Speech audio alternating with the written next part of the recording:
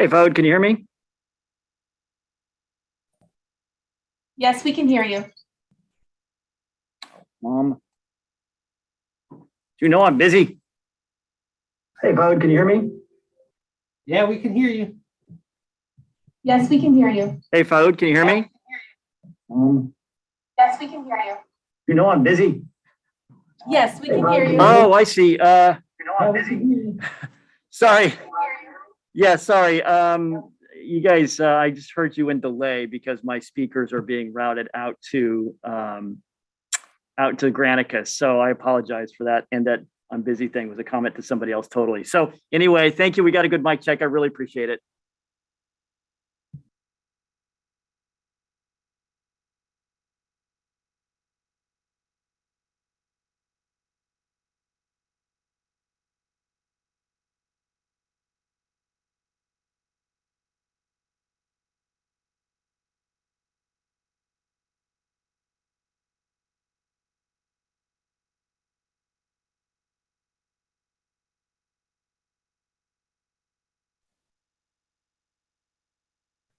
Good morning, Director Foley. Good morning. Does my mic sound okay? Yes. Super. Thank you. Good morning.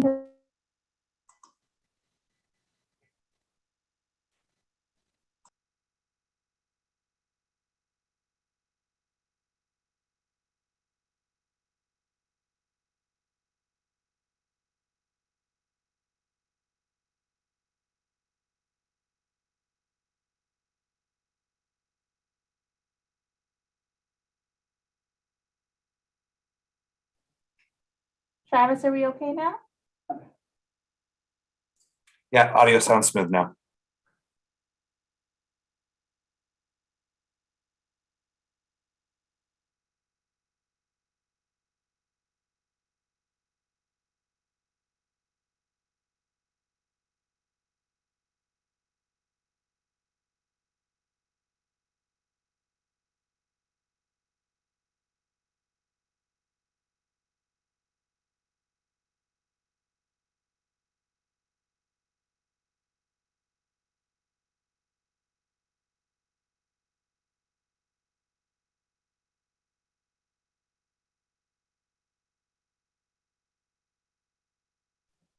Sorry, Travis, one more test, please. Can you hear me all right? Yep, audio sounds great. Thank you.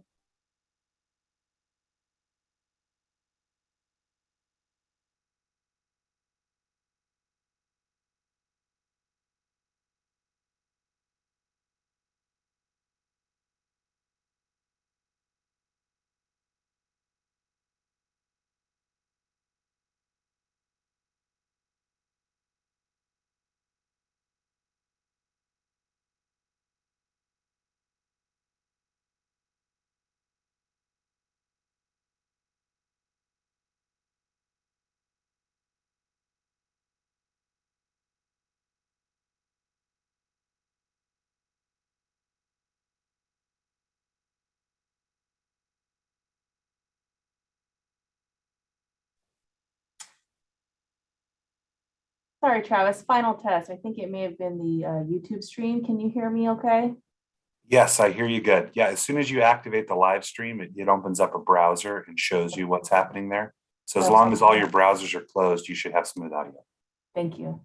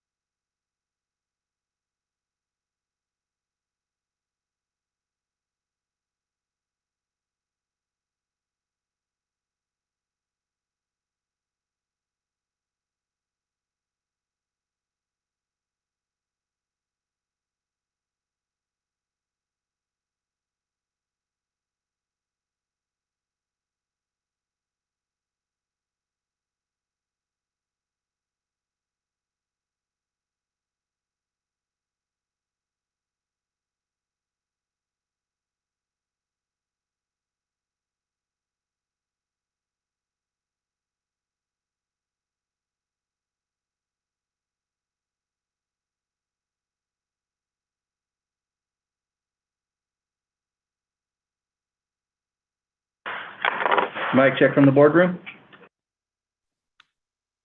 Yes, we can hear you.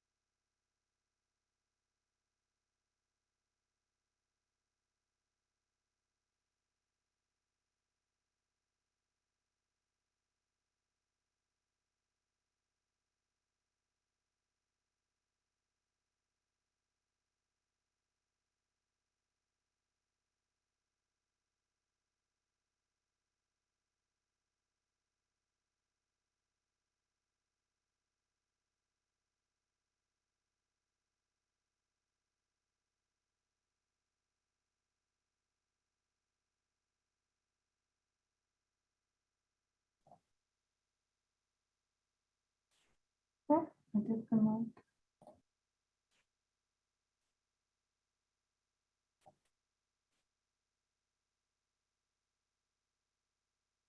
I've promoted President Saltzman, Diane Wada, but they haven't yet accepted.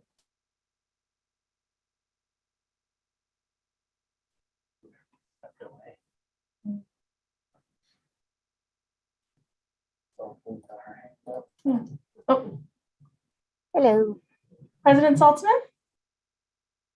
Oh, Diane.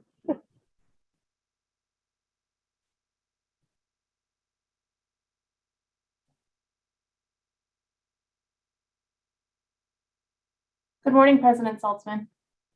Good morning. Did you have a question or were you just trying to make sure you got moved over? I tried to click the move over and it was too late, so I wanted to let you know. Oh, okay, no worries. Thank you.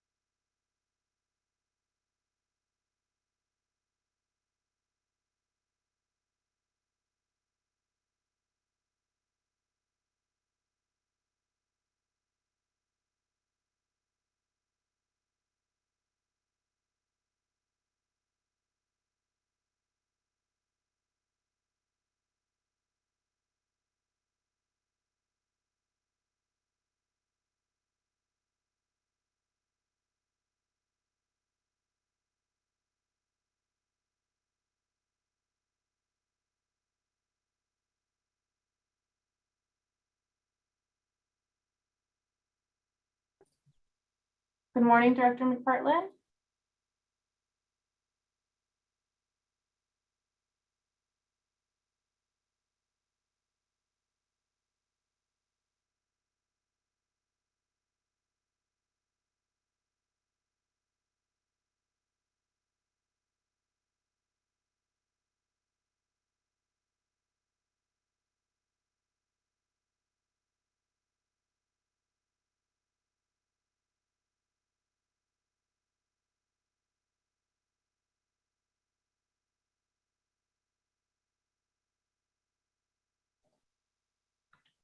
Good morning, Director Lee. Good morning. Good morning, Director McPartlin. It's just you and me? No, it should be, we have a couple of directors here and staff. Okay. Yeah, I see we got 17 people.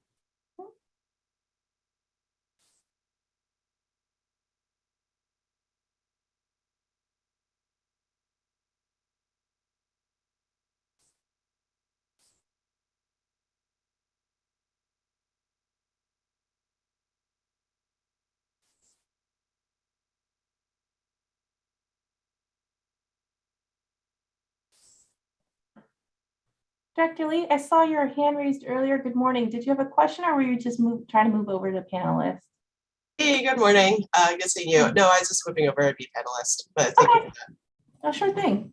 Good morning.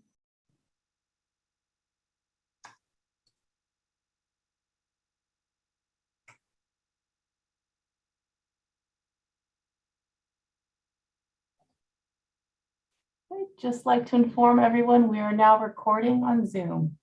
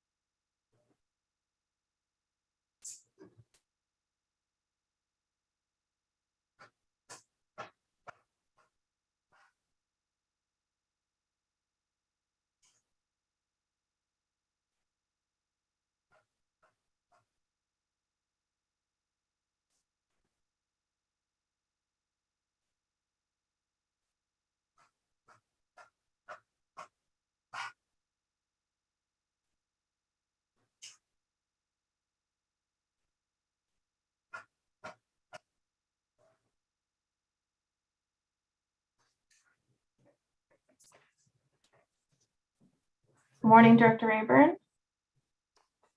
Good morning.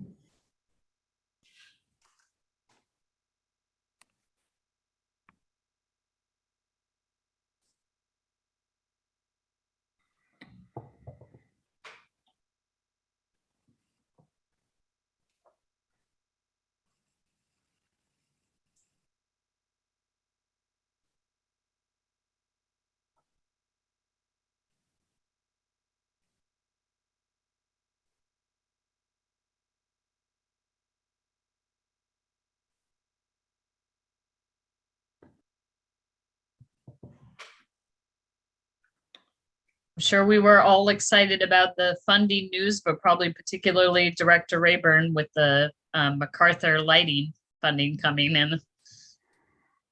I can't wait for that project to be completed. Me too. Yeah. Be a big improvement.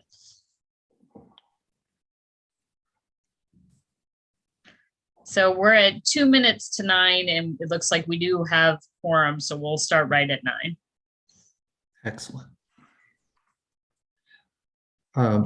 I will have fire alarms in my building that I just learned about this morning. They'll start at noon, so I may be disrupted a few times. They said that they will continue from noon till 3. So Oh, fun. didn't give me enough time to arrange to go into the office this morning. Well, we'll work with you on that.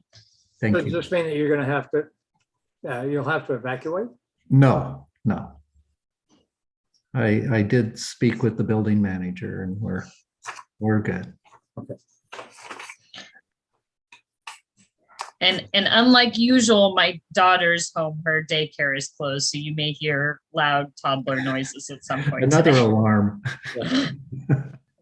Hopefully no alarms, but Yeah. possibly laughing, screaming, all of those fun things. I think it would be entertaining though if they did a drill for evacuation. You just switch over to your phone and we'll just watch you evacuate the building with everybody. Well, I'm sure the public would be very interested in watching that.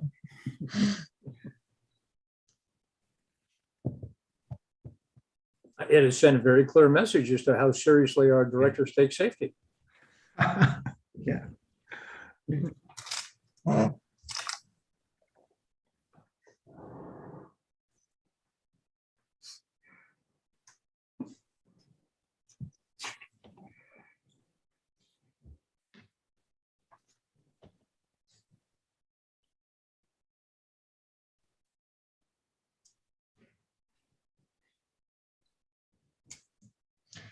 So it is 9 o'clock and we have 5 directors here. I'm sure the rest on their way. So if we're ready to get started, April, could you call the roll?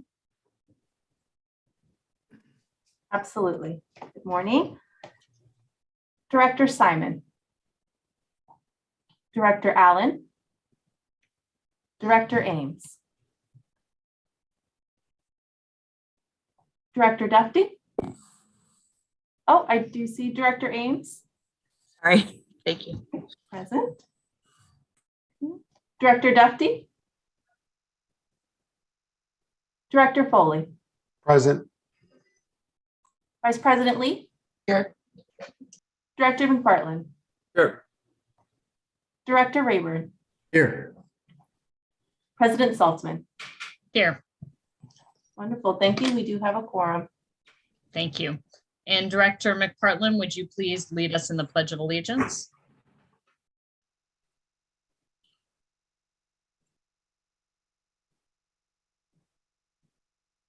Director McPartlin, you're muted, so if we could start over.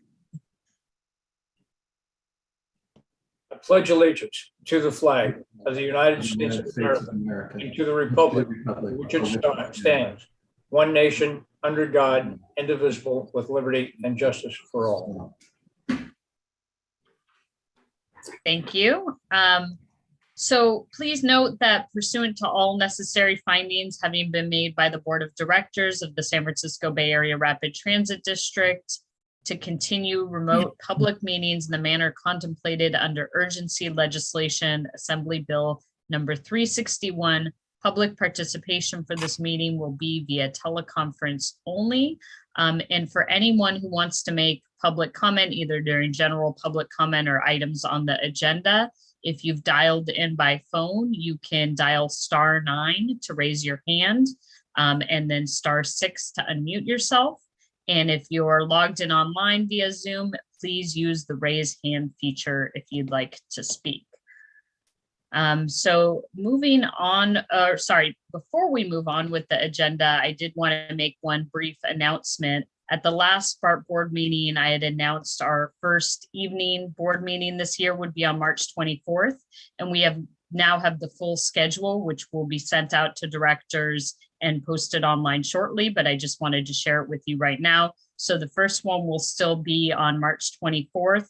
And then we'll have evening meetings as well on May 26th, July 28th, September 22nd, and November 17th. And again, we'll send those out very soon. All the meetings, the open session portion of the meetings will start at 5 p.m. And like we've done at previous evening meetings, we'll have public comment both at the beginning of the meeting and general public comment at the end. So anybody who can't join us at 5 p.m. can still make general public comments at the end of the meeting, and of course can comment on items as they come up. So we'll send those out, and please mark your calendar for those evening meetings, which will replace the regular morning meetings on those dates. And now we will move on to introduction of special guests. And before I introduce the guests who are on the agenda, does anybody else have any other guests to introduce? Okay, seeing none, I will move on. We're first going to talk about the Bay Adapt joint platform, and we have some guests who I will let Carl Holmes introduce. And I first just wanted to thank the folks from the San Francisco Bay Conservation Development Commission for being here with us today. We're excited to take up this item.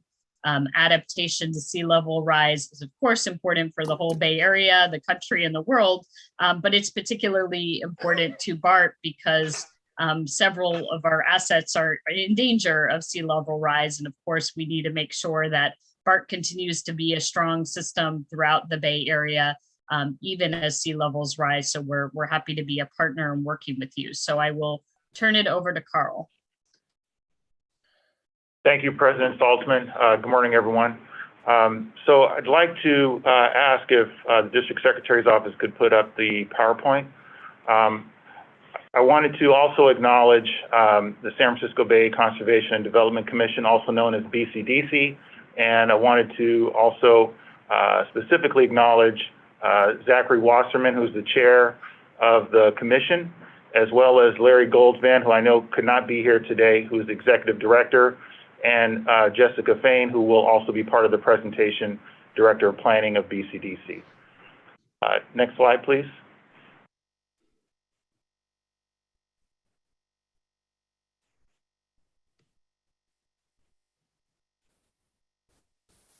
So basically, I will, while we get this together, I will introduce the item.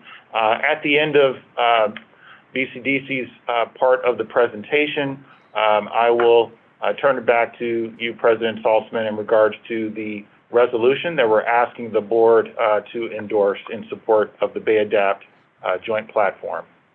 Next slide, please. Slide 2, we wanted to basically acknowledge the efforts that the district is involved in this regional effort. And I won't go through all these items, but I just want to highlight a couple of them. One is the support of the San Francisco Port and the U.S. Army Corps of Engineers, particularly on the Embarcadero Seawall program, as well as we have served as advisory capacity. And when I say we, I'm referring to Tian Fang, who's the district architect, and Norman Wong, who also works under the district architect's office. And they are on screen as well, not in this room, but on screen in case there are any questions at the end. We also have efforts regarding to the joint project with BCDC, Caltrans, MTC, in collaboration with FHWA in regards to the adaptation of sea level rise and the resiliency associated with it. And next, if we can go to the next slide. I will hand this off with the visual, but I'll hand it off to Zachary Wasserman, who will take the rest of the presentation for BCDC. Thank you very much, Carl. Actually, I think Jessica will do most of the rest of it, but I do want to make a couple of introductory comments. First of all, thank you very much for considering this matter and for the time you're allocating to us. I most certainly want to echo Chair Saltzman's comments. There are a wide range of areas, facilities, communities that are vulnerable to rising sea levels, but Bart is very much at the top of that list. And of course, critical not only to our normal operations, but to operations when we face major flooding, which can take out highways as well, which may be harder to protect even than Bart. So we have very much appreciated and welcomed the partnership with Bart in dealing with how we are going to adapt to this slow-moving disaster that we know is coming. And the picture on the before you is actually, if you think about it very seriously, amongst the most scary pictures that we have, because think how close this is to the Embarcadero Bart entrance. So we understand that you share our concerns probably as much, absolutely, as anybody else. I would turn it over to Jessica to go into the details. I guess I would add one other thing, and that is this Bay Adapt is the result of a great deal of effort by our staff, but staff of many agencies, and represents a very strong consensus amongst the whole region. Assuming Bart approves this, endorses this today, I think you will be the 45th agency to do so. And we welcome that support, and it's critical support to make this all work, because it's those local agencies and regional agencies like Bart that will make this a reality. Jessica? Thank you, Zach. Good morning, everyone. My name is Jessica Fain. I'm the Planning Director at BCDC. You can go to the next slide, please. So as you all very well know, sea level rise is a regional challenge, and it really crosses across issue areas, jurisdictions, and fields. About 2 years ago, BCDC approached a group of about 30 Bay Area leaders with a hypothesis. Can we come together as leaders across a wide variety of sectors, public, private, community, nonprofit, academic, and come up with a consensus-driven strategy that lays out the actions necessary to adapt the San Francisco Bay shoreline to rising sea level to protect people and the natural inbuilt environment? The result of this effort is what we're calling the Bay Adapt Joint Platform. Over the past 2 years, we've worked with hundreds of people around the Bay to understand what they think is needed to adapt to this challenge. The Leadership Advisory Group, which included Bart, and I want to especially thank Tian Fang for his participation and leadership, has really guided this effort. We've met with over 50 groups throughout the region, held 2 public forums for the general public, had working groups, focus groups, and a public comment period. Many of the ideas that we heard through this outreach are sprinkled throughout the joint platform as ideas for the Bay, including some of Bart's efforts to date. The final joint platform was adopted by BCDC in October, and since then we've been seeking endorsements from others throughout the region. And as Zach mentioned, I believe we have 44 so far, and if you choose to endorse it today, you'll be the 45th. So next slide, please. So what is the joint platform? What will it really mean for Bay Area communities? It's important to note that the joint platform doesn't specify specific projects for different places along the shoreline. Rather, the platform's aim is to really leverage the power of collective action to enable the region to adapt faster, better, and more equitably. It's really a roadmap for how we get there regionally. So what will it mean? It'll mean reduced flooding for communities, businesses, infrastructure, and habitats, protection of natural areas and wildlife, recognition and equitable support for low-income communities of color, robust integration of adaptation into community and regionally focused plans, accelerated permitting and project construction, particularly around multi-benefit and nature-based projects, technical assistance, and more funding, hopefully, for adaptation. Next slide. So I won't go into all of the details today, and I invite you to visit bayadapt.org to explore the joint platform in more detail. But at a high level, the joint platform is organized around 5 categories that align with the typical phases of adaptation efforts: engaging people, gathering and sharing the right information, creating plans for cities as well as funding, constructing shoreline projects, and monitoring how we're doing.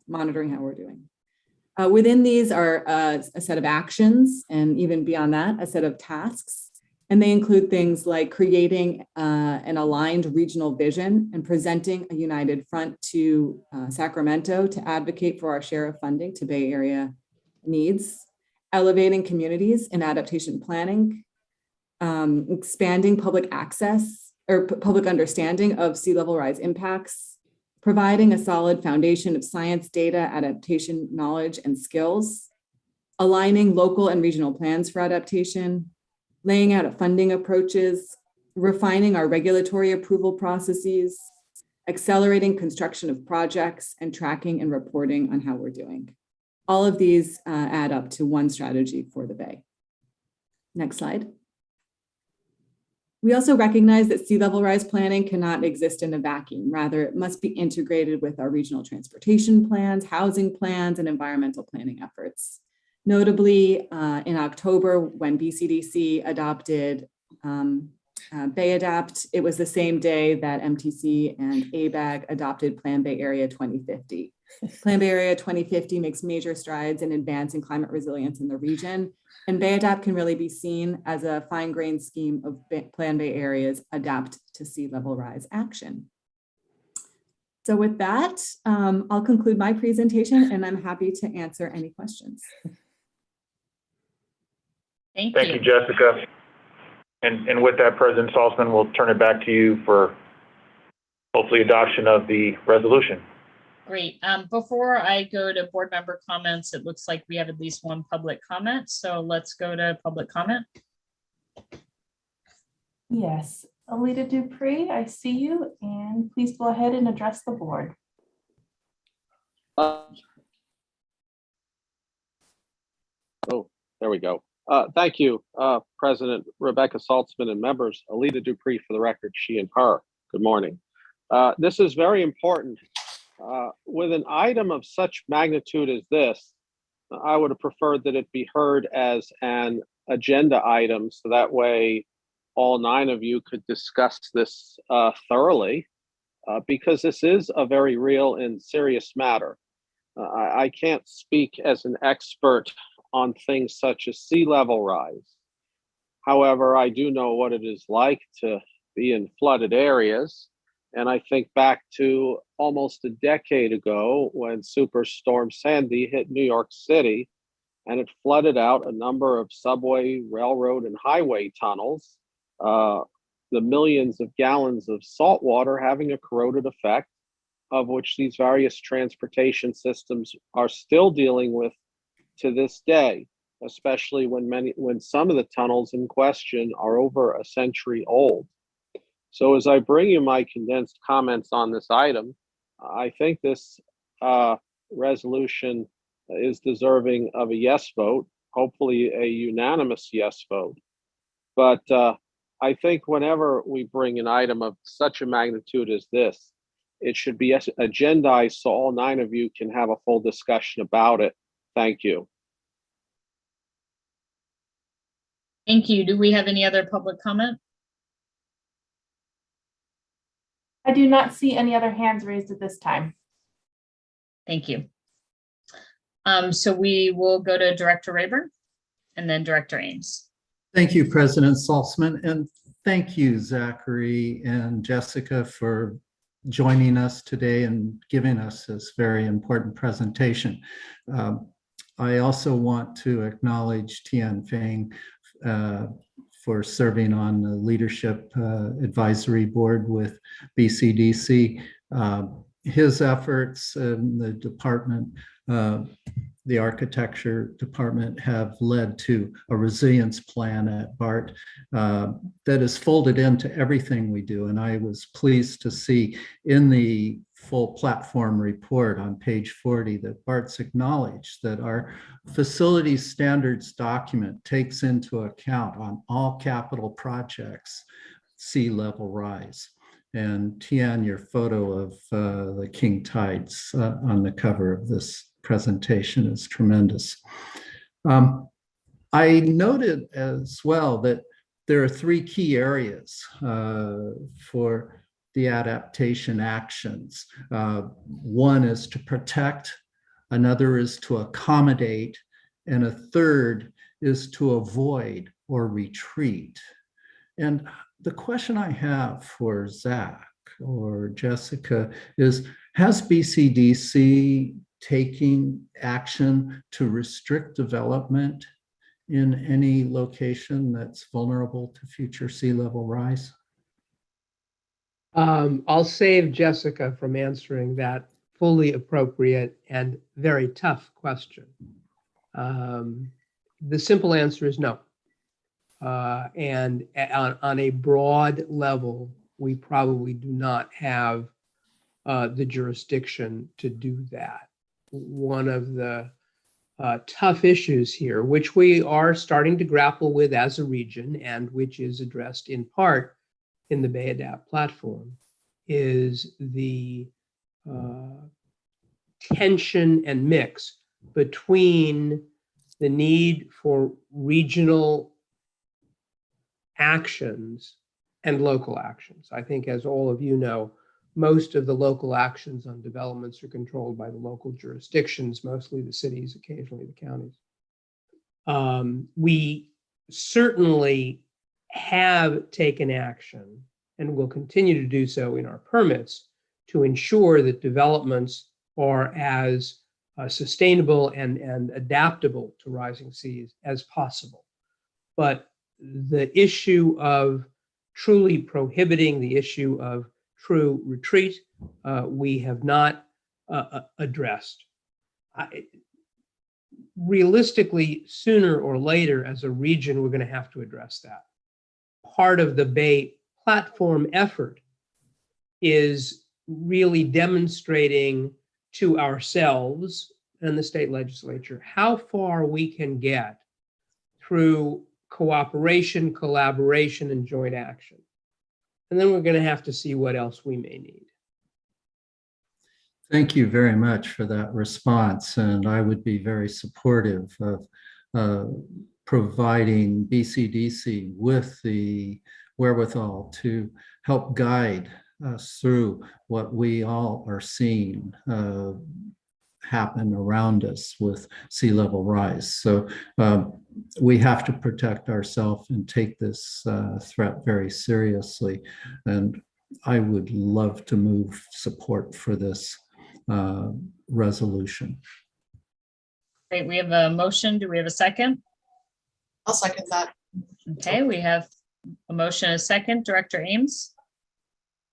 Yes, I would love to support this. Of course, I really appreciate Zach and Jessica and Bart's staff for recognizing in the planning efforts that we need to adapt to climate change. This often doesn't happen with, as you said, Zach, there's local agencies that do their own planning. I have been working with the citizens to complete the refuge to prevent, Area 4 in Newark from development, hundreds of homes next to the shoreline. And I see these bigger projects like South Bay Connect, which is a capital corridor moving to the coastal subdivision line. And a lot of development being pushed towards the coast because there's not, we're not doing enough infill. Rezoning areas like warehousing into housing. So the pressure on the coast to develop along the coast is huge. And I really appreciate this effort because I've asked Bart's staff, it was a couple of years ago, what are we doing? And I find out that Bart is already highlighting the areas of concern and they are ready to adapt. But a lot of agencies aren't doing that. They're not planning to adapt to climate change. For example, the coastal subdivision line and that whole area next to the coast is actually subject to flooding in parts of it, not the entire area, thankfully. But Highway 92, it would be subject to flooding if there was a 2-foot, I think there's these models that you can go online, it's a 2-foot sea level rise with a 100-year storm surge, which exacerbates the flooding along the coast. It's not just sea level rise, it's also storm surge. So I'm so pleased, I just have to say, I'm so pleased to see all of these agencies come together. And I hope that when these big projects come along, that we can push agencies to, if they develop along the coast, that they adapt to climate change and those elevations that are set. Hopefully we agree on those elevations, like 2 foot of sea level rise with storm surge, that could be 3 feet difference in height to where the flooding is being considered. And that's a big impact. And anything you can do to get these projects to participate and fund these adaptation strategies is what I hope, like the San Francisco Estuary Institute and other agencies such as yourself, can actually get the funding, not just from the federal government on grants, but project-specific mitigations, even though they're not required to by under CEQA right now, unfortunately. So thank you. I'm so pleased that this is happening. A long time coming and very proactive. And thank you, President Saltzman, for bringing this to our attention. Thank you, Director Ames. Director McPartland. I am so delighted, and I couldn't get to the button fast enough to second this motion. I spent an entire career responding to disasters, small and large, and was never able to get my head around and understand why people would not prepare adequately, knowing that the risk was there. And this is much more than a disaster that's approaching. It's an environmental paradigm shift.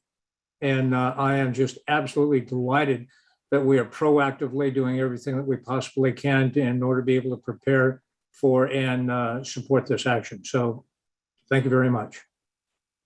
Thank you, Director Allen.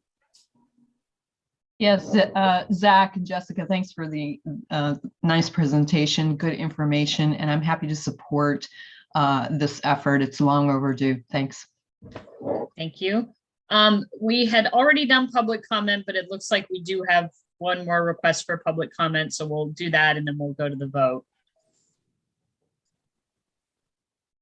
Cliff Harrison?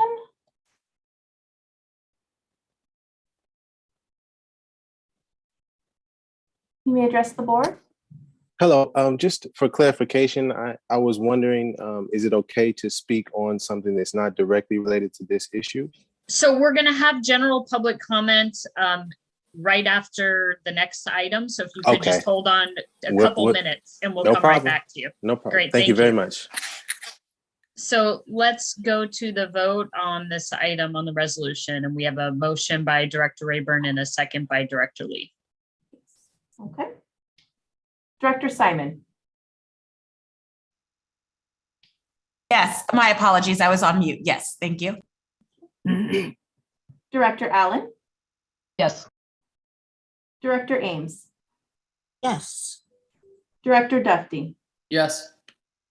Director Foley. Aye. Vice President Lee. Yes. Director McPartland. Aye. Director Rayburn. Yay. President Saltzman. Yes. Thank you. The motion passes unanimously. Great. And thank you to our guests and to Carl and his team for bringing this forward. Thank you all very much. So now we will move on to item number 2, the consent calendar. Would anybody like to move the item, or would anybody like to remove anything? I'll move it. I'll second. So it has been moved by Director Allen and seconded, there were 2 people. Was it Director Simon? Yes. Okay, Director Simon seconds. I see that we have public comment, but it's still Cliff Harrison. So I think that's on general public comment. It doesn't look like we have anything on the consent calendar. So let's move to the vote. Director Simon. Yes. Director Allen. Yes. Director Ames. Yes. Director Duffy. Yes. Director Foley. Aye. Vice President Lee. Yes. Director McPartland. Aye. Director Rayburn. Yay. President Saltzman. Yes. Thank you. Motion passes unanimously. Okay, now we'll move on to item 3, general public comment. This is for public comment for items not on the agenda.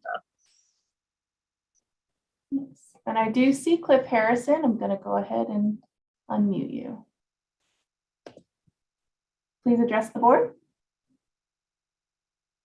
Thank you.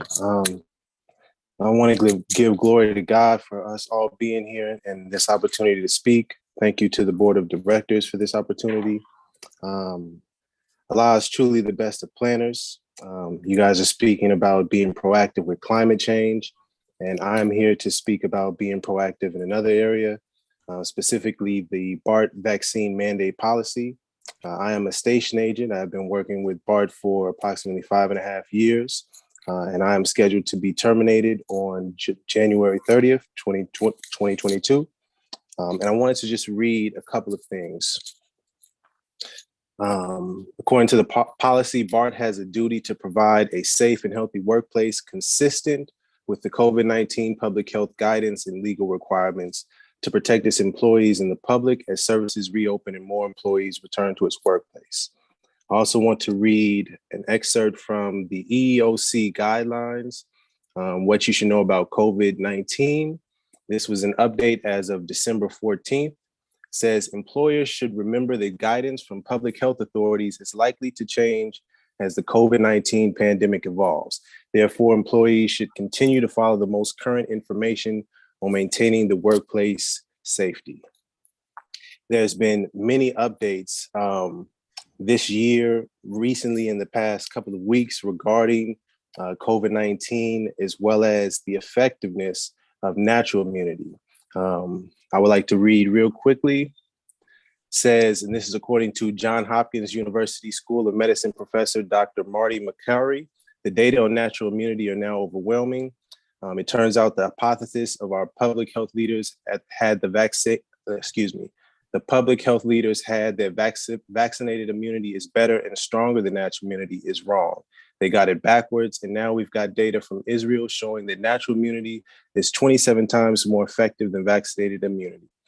In short, as well as the science that's come out and proven it from the CDC, the reports, we have legal precedent from the Supreme Court, the district judge in Texas that are saying that these mandates, they're blocking the mandates. We have presidents from Amtrak, Starbucks, England, the Pentagon, General Electric, now changing their mandate policy, nixing, suspending the policy.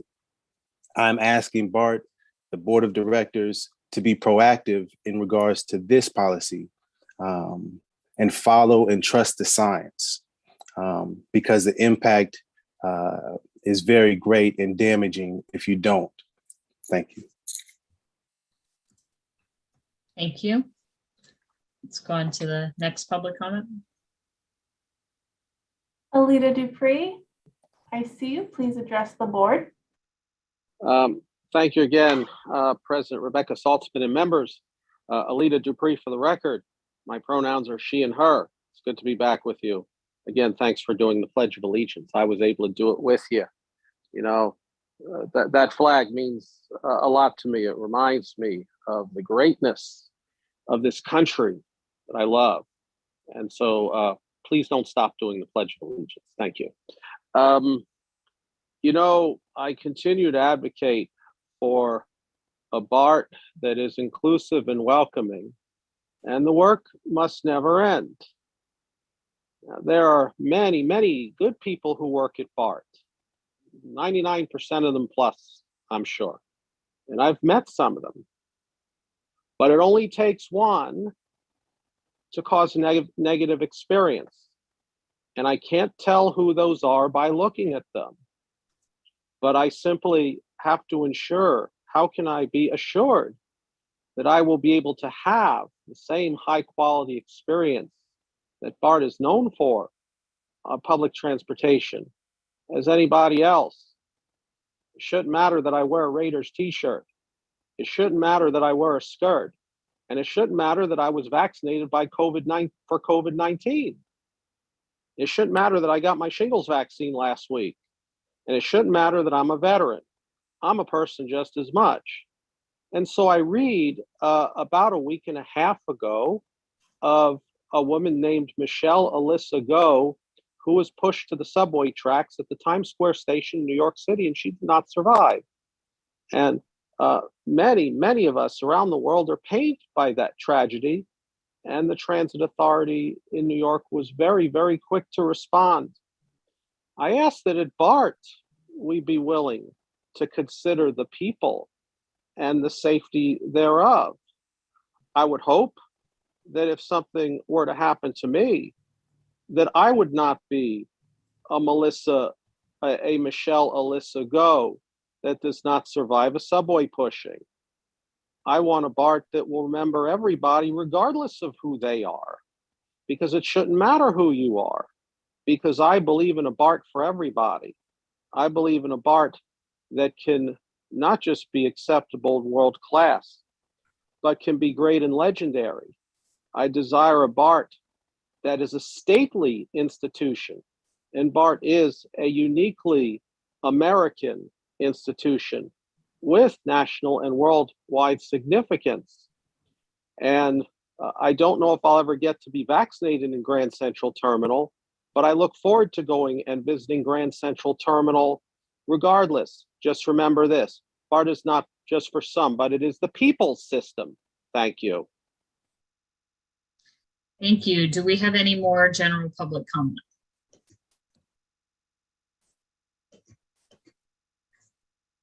I do Okay. not see any other hands raised. Great.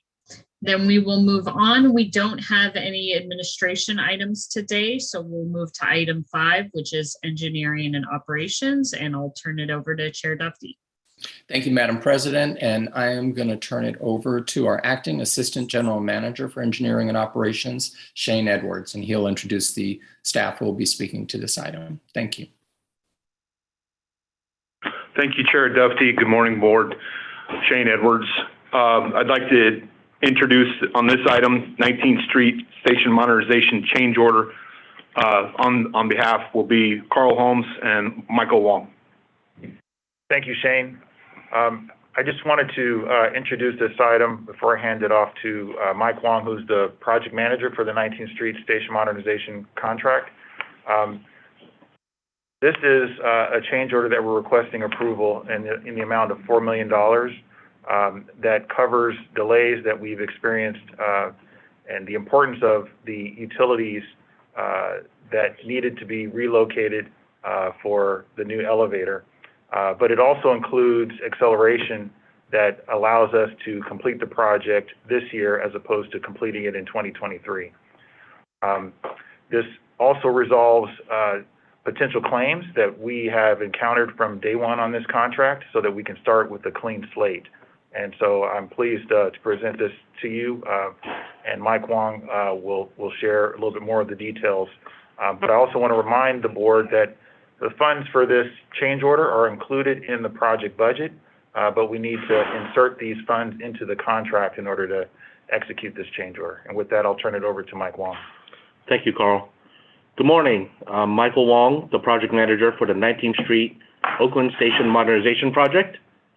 This EDD is to request authorization for the general manager to execute change order number 37 in an amount not to exceed $4 million with proven management for the global settlement of the project delay and acceleration costs, including pending notice of potential claims, and certain change notices. This change order number 37 will compensate the contractor for the field overhead costs associated with the delay, the acceleration costs to revised schedule, and the addition of 177 work days to the contract. In addition, change order number 37 will also resolve and settle the costs for all pending notice of potential claims and certain change notices, addressing unforeseen and differing site conditions which contributed to the delays. It is recommended that the board adopt the motion before you. With that, I'll hand it back to you, Chair Duffy. Thank you. Thank you so much. I do see that we have a public comment speaker, and there may be more, so I'll defer to Ms. Quintanilla, our acting district secretary, to lead us through public comment. Alita Dupree, I see you. Please go ahead and address the board. Thank you again, Chair Bevan Duffy. Alita Dupree, for the record, she and her. This is very important, and I often feel a need to speak on projects that can be helpful to persons in equity communities such as the disability community. And I think I was in the Oakland 19th Street station on my last trip in December, and I've seen a lot of the work going on. and I want it to be done sooner rather than later. And while I can climb stairs, sometimes I just have one of those days where I'm not feeling up to it. And it leads me to remember that there are many who can't climb stairs. So the mention of that elevator is very important, because that elevator needs to be there for whenever someone needs it, regardless of reason. And so, yes, it's money, but the explanation says it's within the budget, and things happen. It's like turbulence on airplanes. But I want to get this plane landed. I ask that you approve this matter so that I can have the fuller access to this station sooner rather than later. Thank you. Madam District Secretary, are there any other speakers? I do not see any hands raised at this time. Great. Well, it was my plan to recognize Director Rayburn, and I see that his hand is up, and I do want to acknowledge that Director Rayburn represents the 19th Street Station and is with all of his stations. I know he's been very diligent and followed this process, and so I appreciate him speaking. Thank you. Thank you, Chair Duffy, for the nice introduction. This project does have a long history. I can recall back to 2015 when Transportation Secretary Fox and Congresswoman Barbara Lee joined the general manager and myself at the then brand new head house. And a result of that meeting was the Tiger Grant, which helped launch this project and add to about $8 million to the funding. I'm very excited about the overall modernization project that's going on, and we're already seeing the results of the project where we're putting in glass screens around what used to be solid walls leading into the stairways. Those stairways were often, they became bathrooms. They were scary, they were dark, and now they're lighted. There's plenty of visibility looking into them. We're not done yet. They're raising the barriers, hardening the stations, and I'm very excited that I will be there tomorrow to tour with Michael Wong. Thank you very much, Michael and Carl, for all the work you've done to push this project through. And I'm going to look at, in particular, the modernization of the bathrooms. This station next month on the 26th will be the first station, subway station at Bart, to reopen the bathrooms. Very exciting project, and the design model is at Director Salzman's station in El Cerrito, and it's getting high marks from all users. So I'm excited that we're going to be accelerating this project to deliver it in substance by September. I think the end of September, rather than extending into 2023. So delays are never something that we relish, and they do cost money, as we can see. But when you start cutting holes in a floor for a new elevator, there are lots of surprises, and I've seen them firsthand in this example. So I want to move support of this item. Thank you. Wonderful, Director. And I will second. And then I just want to say, I think you and I are in a bit of competition, because I believe that the Powell Street restrooms are going to open February 2nd. So you and I might be competing in different stations to get the work completed. So I'm sorry to break that bad news to you. That's not bad news. That's good news. I say that affectionately. And also, colleagues, let me point out that while Michael Wong is here as the project manager and has been long associated with the project, he did step into a leadership role as the former PM took advantage of the DRIP opportunities. So I do want to say that Michael is very highly regarded. Thank you, Director Rayburn, for those comments. But I do want to point out that he has elevated his leadership role in this project. And so with that, I want to call on Director Allen. Thank you, Chair Duffy. I'm supportive of the of moving forward with this. It is an important project, and I certainly don't want to hold it up. However, at this time, I'd like to just make an observation and see if we can get staff to change the way they present these kinds of change orders to us. This is $4 million. That's not a small amount of money, and it represents 12%, over 12% of the original award. And so what we have here is sort of a culmination of a whole bunch of change orders. And, I've read the EDD, and it talks about, sort of the major points, and says it's, about moving utilities. I've also had this discussion with Carl. But then in the EDD, it also talks about other global settlement of accelerations and delay costs, in addition to miscellaneous change orders related to unforeseen and differing site conditions. And what I would really like to see when we get a change order like this, that maybe is over $500,000, or any of these collective ones at the ends of the projects where we're throwing together a whole bunch of disputed items or requests for change orders or claims for delays, that we actually get a list with dollar amounts assigned of each change order. And I realize sometimes these can be 100, but somebody has to have that information somewhere.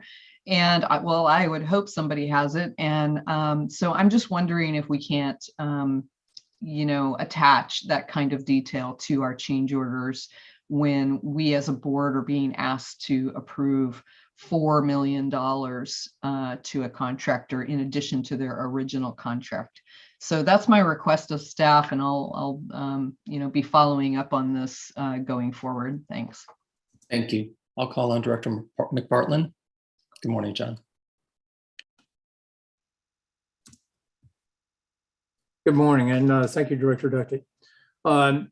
When I was originally briefed on this, it raised some red flags in relationship to the cost amount associated with this. And in the explanation, I found that prioritization of material that was found as far as the potential disruption of operations was going to end up being a key factor that had to be looked at after the fact. And it reminded me immediately of the problems that we had with the West Evelyn station, and that had to go to arbitration. And at the end of that, I ended up going to the contractors and I asked them, can you please point out what it would be a contributing factor for us to be able to do a better job in the future? And without hesitation, it was almost like a chorus, and said, your departments don't talk to one another. And in this particular case, I'm giving a compliment to Carl, because PALS ended up stubbing their toe on this one in relationship to planning, and they have partnered with operations. And when I originally got the first briefing from Carl, I asked, well, what's that collaboration look like? He said, well, we're going to end up working together. And pretty sure. And I stopped him right there and I says, well, how about we get both of you in on the same discussion? And so we ended up having another briefing the following day. Thank goodness that that's going to end up being the policy that Carl has going forward, but Carl's not going to be there forever. I would like to see this institutionalized so that we end up having that collaboration in the planning of projects, so that we can end up reducing the amount of change orders, because a $4 million change order is a big bite. All right. So with that, I endorse it, and I'm grateful to both Carl and Shane for being able to get together on this, but I really want to see this thing institutionalized. Thank you. Thank you. Director Ames and then Director Rayburn's back on queue. Thank you, Director Duffy. So I agree with Director Allen and Director McPartland. I did get a briefing and I felt both issues that were raised just now. There wasn't a lot of detail on the change order. And I also see often these accounts that we charge for change orders and they go back different years, and I don't even know if really we saw all of those. We saw that project budget with all of those accounts initially when we approved the project. So I would like some more accountability on that, on the accounts that we've used for the change order, but also the detail of why the change happened. And it does get to coordination and collaboration. I know utilities often, because they're hidden, they often always involve change orders. We've approved a lot of change orders related to unknown conditions, the utilities hidden underground in concrete. And often I talk to staff about this, collaboration would be, you get a really good set of as-built by doing some potholing, some x-raying of where the utilities are, because a lot of as-built drawings don't show the utilities, unfortunately. And it really is a problem when you need to install a new elevator, saw cut concrete that may have, important infrastructure in there that you don't know is there. So please try to work with the consultant in the design phase to identify utilities prior to the construction documents. And it saves a lot of time and a lot of change orders, but I do want to support this change order at this point. It's just an ongoing issue with the transparency, and maybe we should be thinking about a little bit more planning before we do these big projects and get really solid as-builts. Thank you. Director Rayburn. Thank you very much for allowing me to speak again. I really appreciate Director McPartland's comments about the disruption that potentially Bart operations was facing. And I'm also concerned about the change orders with others, and particularly on projects that are like this, modernization of a 50-year-old structure. There's not a lot of digital information to draw upon. You're going back to those blueprints.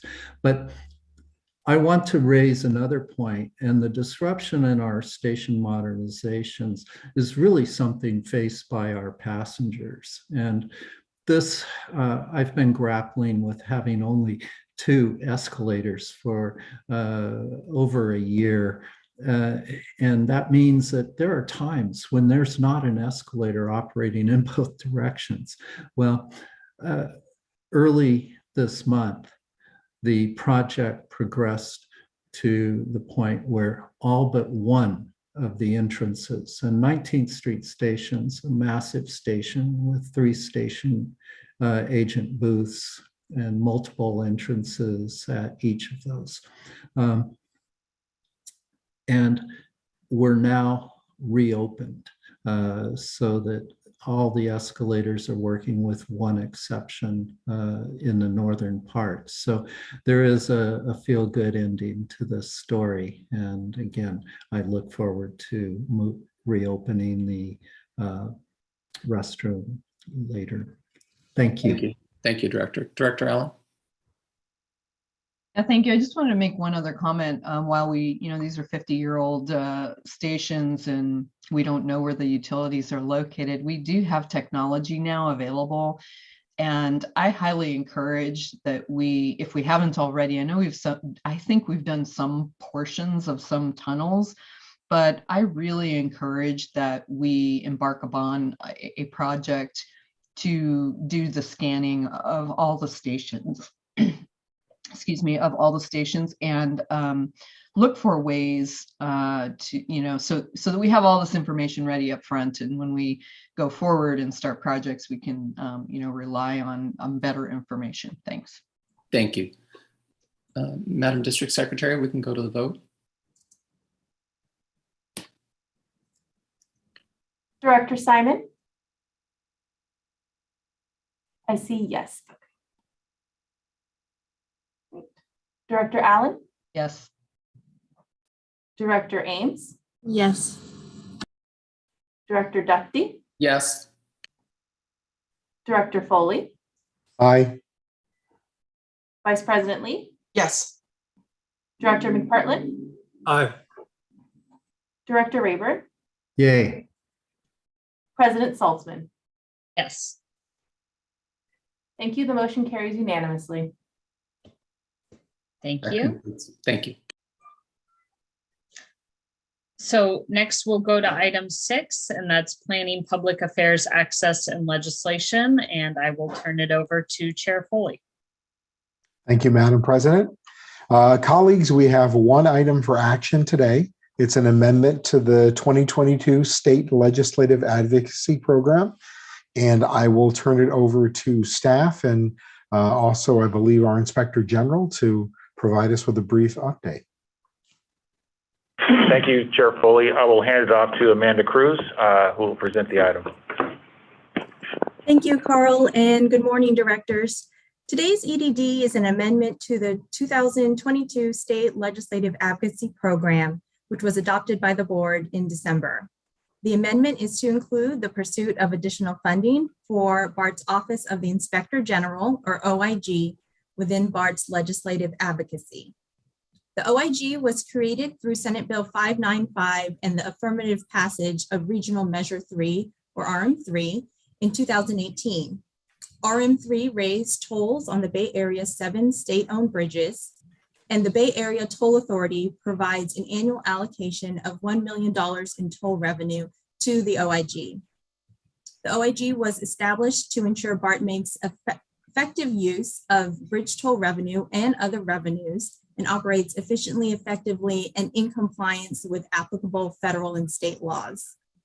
Through its annual report to the legislature and in recent presentation to the board's audit committee, the OIG has identified the need for additional funding to meet its legislative mandate of conducting audits and investigations.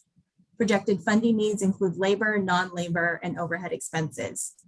To support the work of the OIG, staff are recommending the 2022 advocacy goals be amended to include the pursuit of state funding to bolster these efforts.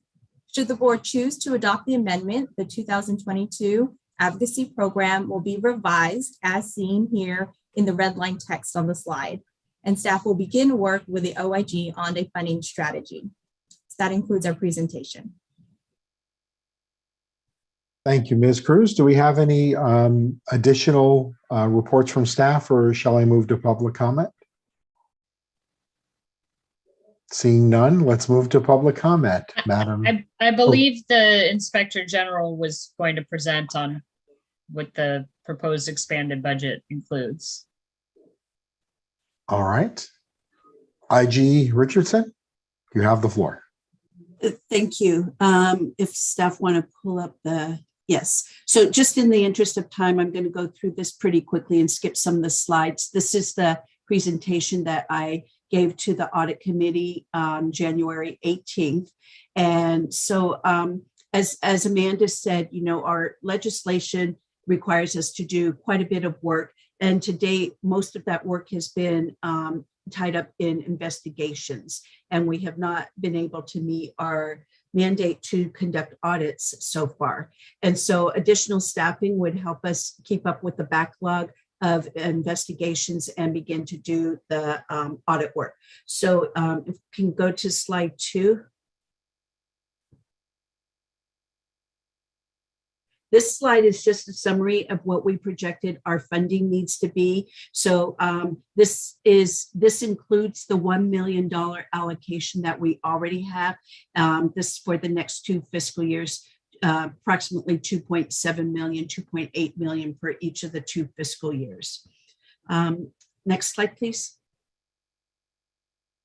This slide shows the things that what we would be able to do with the additional funding, hire some new employees to enable us to do the work, establish a network that would allow us to keep our work confidential as required by the legislation, produce some educational videos to explain what our office does and what the hotline is and how to use it, what kinds of things to report, what kinds of things should be reported to other offices. Software that would allow us to do more deep analysis on some of the data that we would be looking at for both investigations and audits, complete more of the investigations and complete them in a more timely manner, and perform work on our audit plan.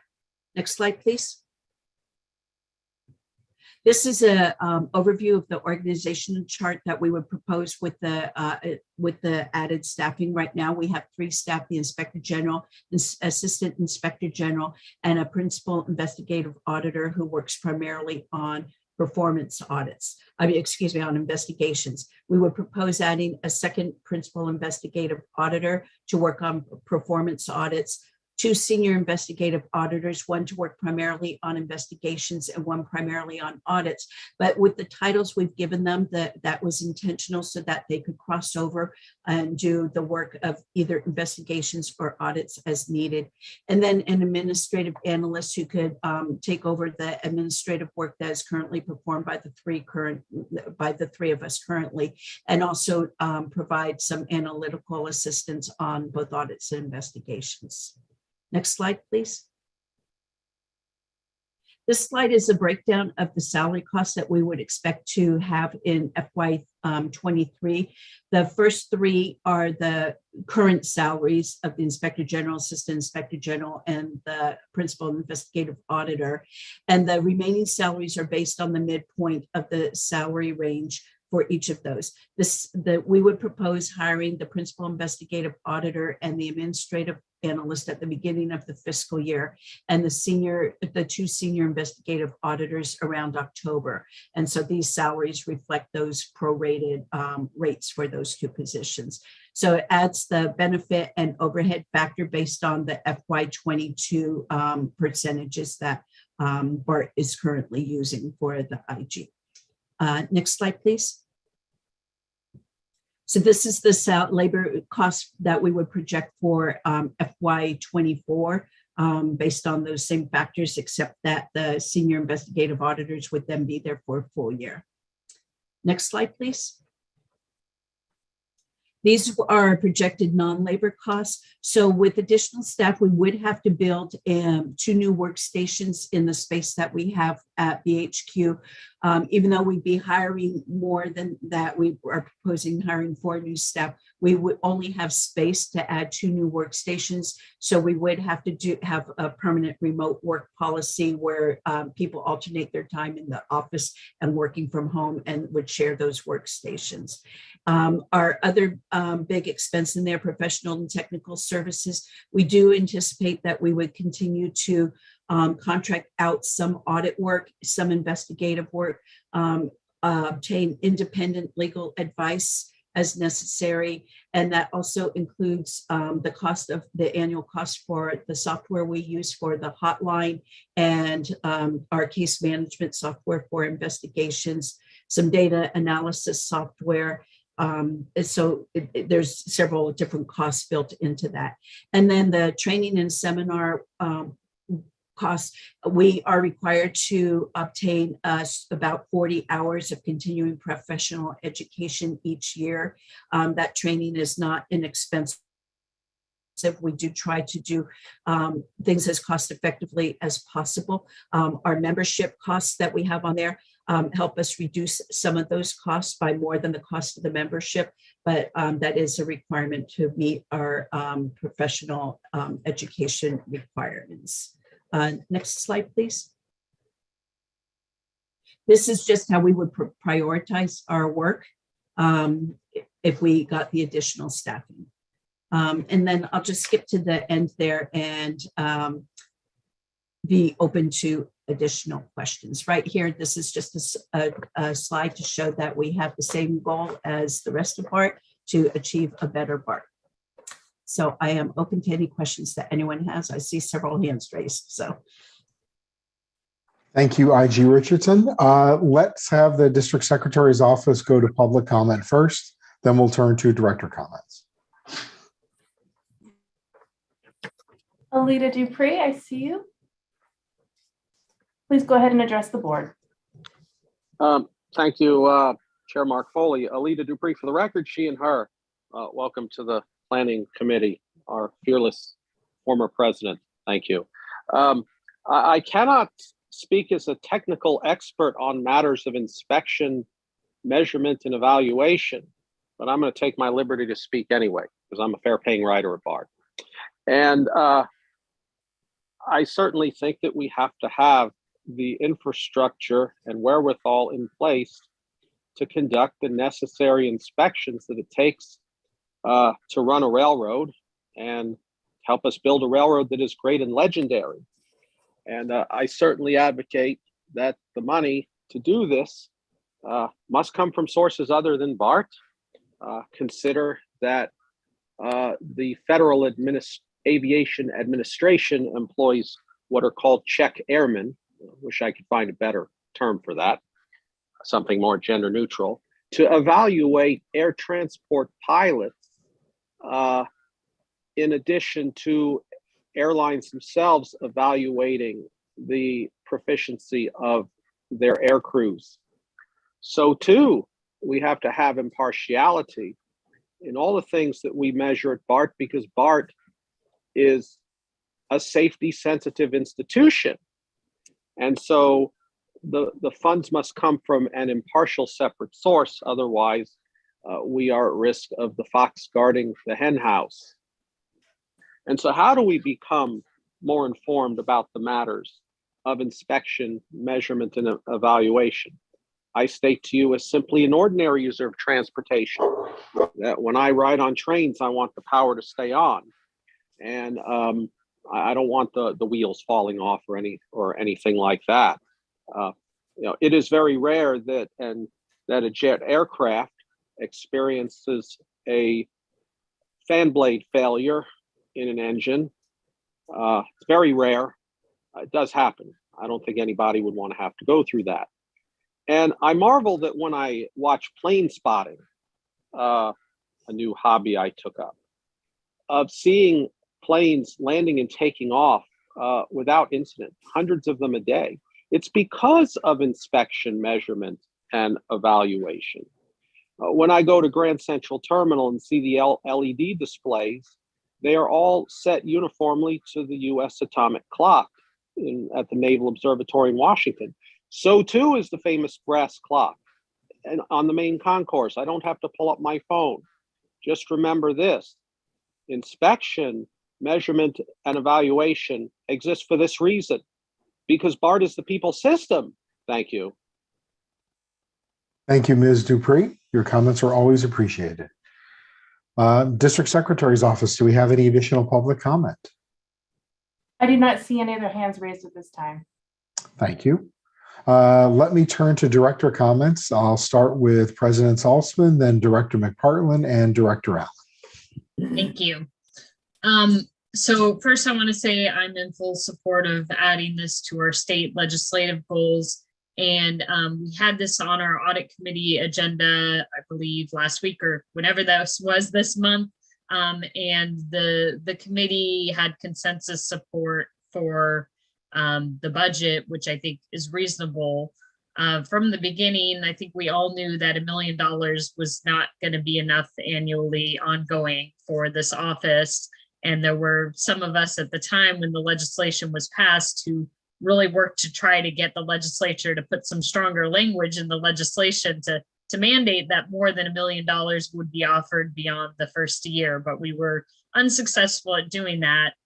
So I appreciate that the Inspector General has come up with this detailed budget request, and I think now it's on us as the BART board and BART staff to go out and seek that funding. So I'd like to move this item. So moved. Is there a second? I'll second. Second. All right.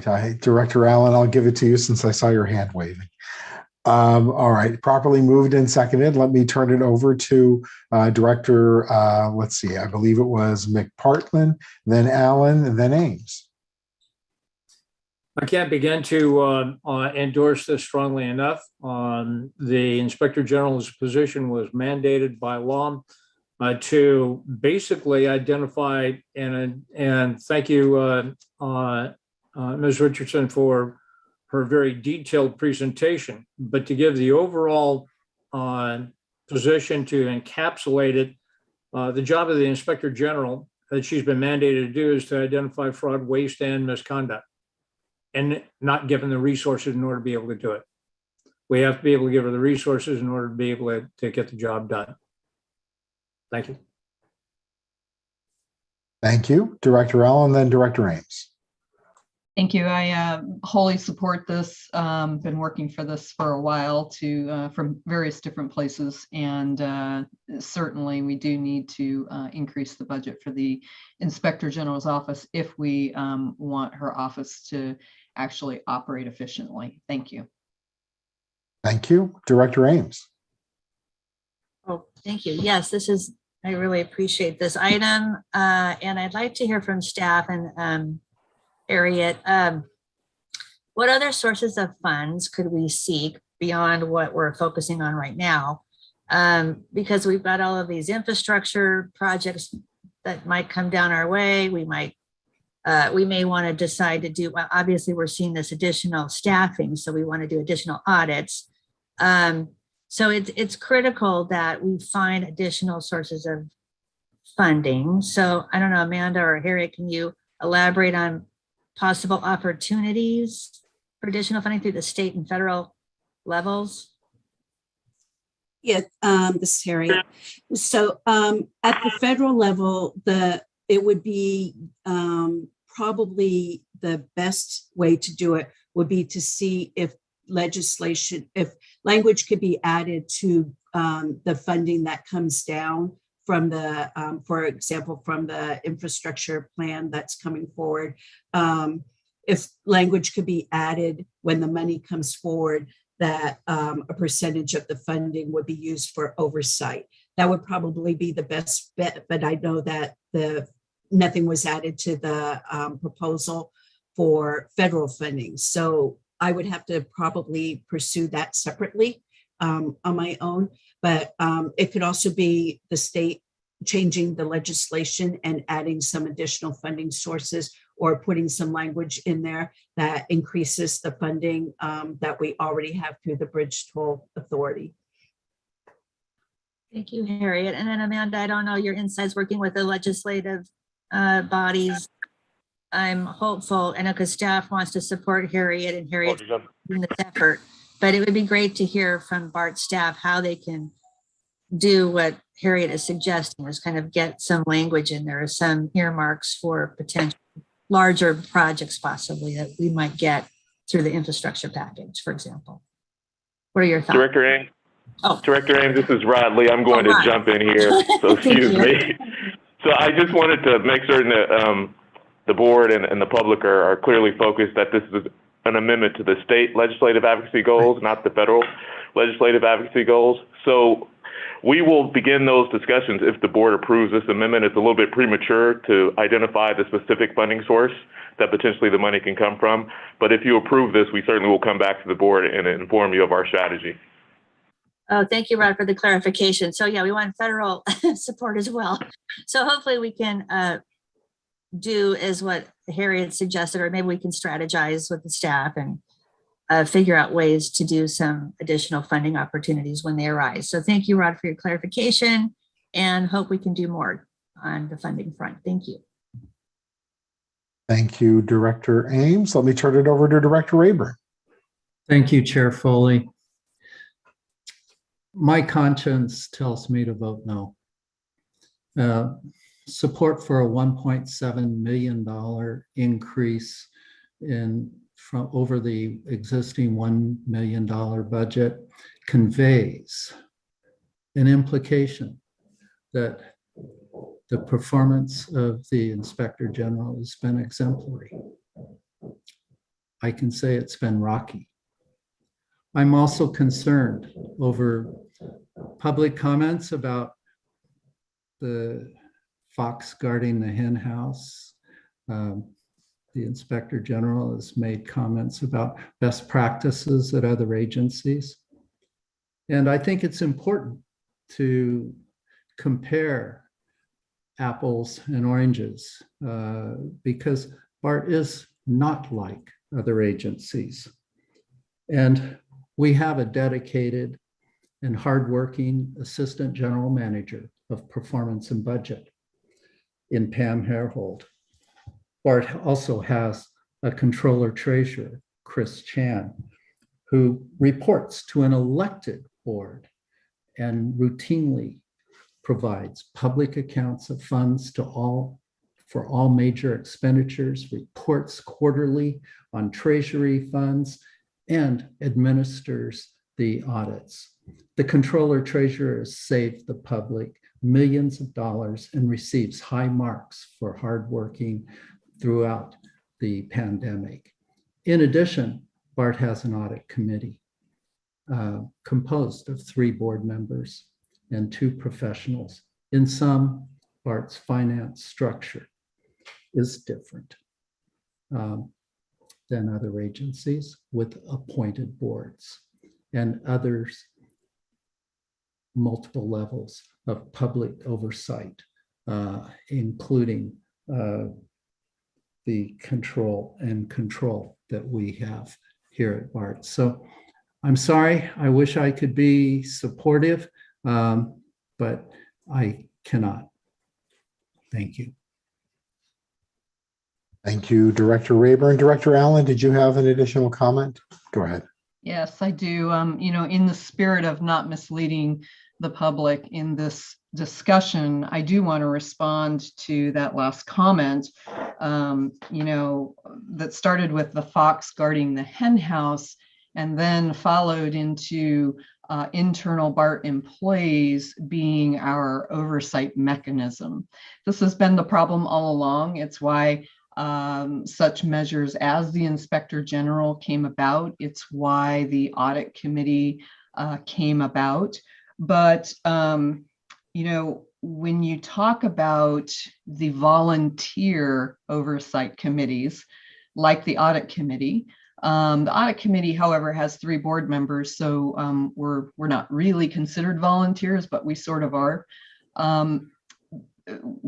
Our oversight mechanisms of measure our bond oversight committees and other ones that are out there are run by volunteers who don't necessarily have any expertise in, or very little expertise in, financial and matters, but they also have no authority to really dive deep into any particular topic. So that is why the Inspector General position exists in a lot of the larger transit agencies across America, and it's why their budgets, quite frankly, are much larger on a comparative basis to the budget that we began with here at BART of $1 million. So I don't agree with Director Rayburn in that we are perfectly fine with having our internal internal oversight. In fact, we don't even allow that in our police department. We have a separate office that provides oversight, a full-time paid office with multiple personnel that provides oversight just to our police department. And we need the same thing for the rest of BART. So those are my comments. Thank you. Thank you. Director Lee. Yeah, I'll keep my comments brief here. I would say Director Rayburn's comments are very compelling to me. And I think the experiences that you've had, Director Rayburn, I feel them similarly. I also think that the last calendar year, I'll say 2021, was there for a lot of different reasons. It was really difficult to get some work underway under the OIG's work, and we only just passed the audit plan. And so how I'm feeling right now is that we've got another calendar year ahead of us where we finally have an audit plan that has been presented to this board. Harriet, I'm really glad that you've been able to staff up with 2 additional staff in your office. I am inclined to vote no and be open to including this at a future state for next year's fiscal cycle as the OIG really gets set up this year and we can improve relations, and so that we are all working more closely together and you're presenting more regularly back to the board so we have a better sense of what the progress looks like from your office. Thank you. Director Simon had your hand up first. Did you want to go after Director Dufty? Sure. I mean, mine is pretty quick. It's up to you, Director. Go for it. Go for it, Director Simon. Right. I'm actually really excited to see between, last fiscal and this fiscal, the increase in staffing for this department. I'm also excited as somebody who actually will be very involved with working and lobbying our state legislature with, Rod's team to continue pushing for the urgent needs of our system now. Our safety needs, the capital needs. We've been talking about elevators and fare gates, and we've been talking about, again, expanding programs that currently aren't funding that require our system to run.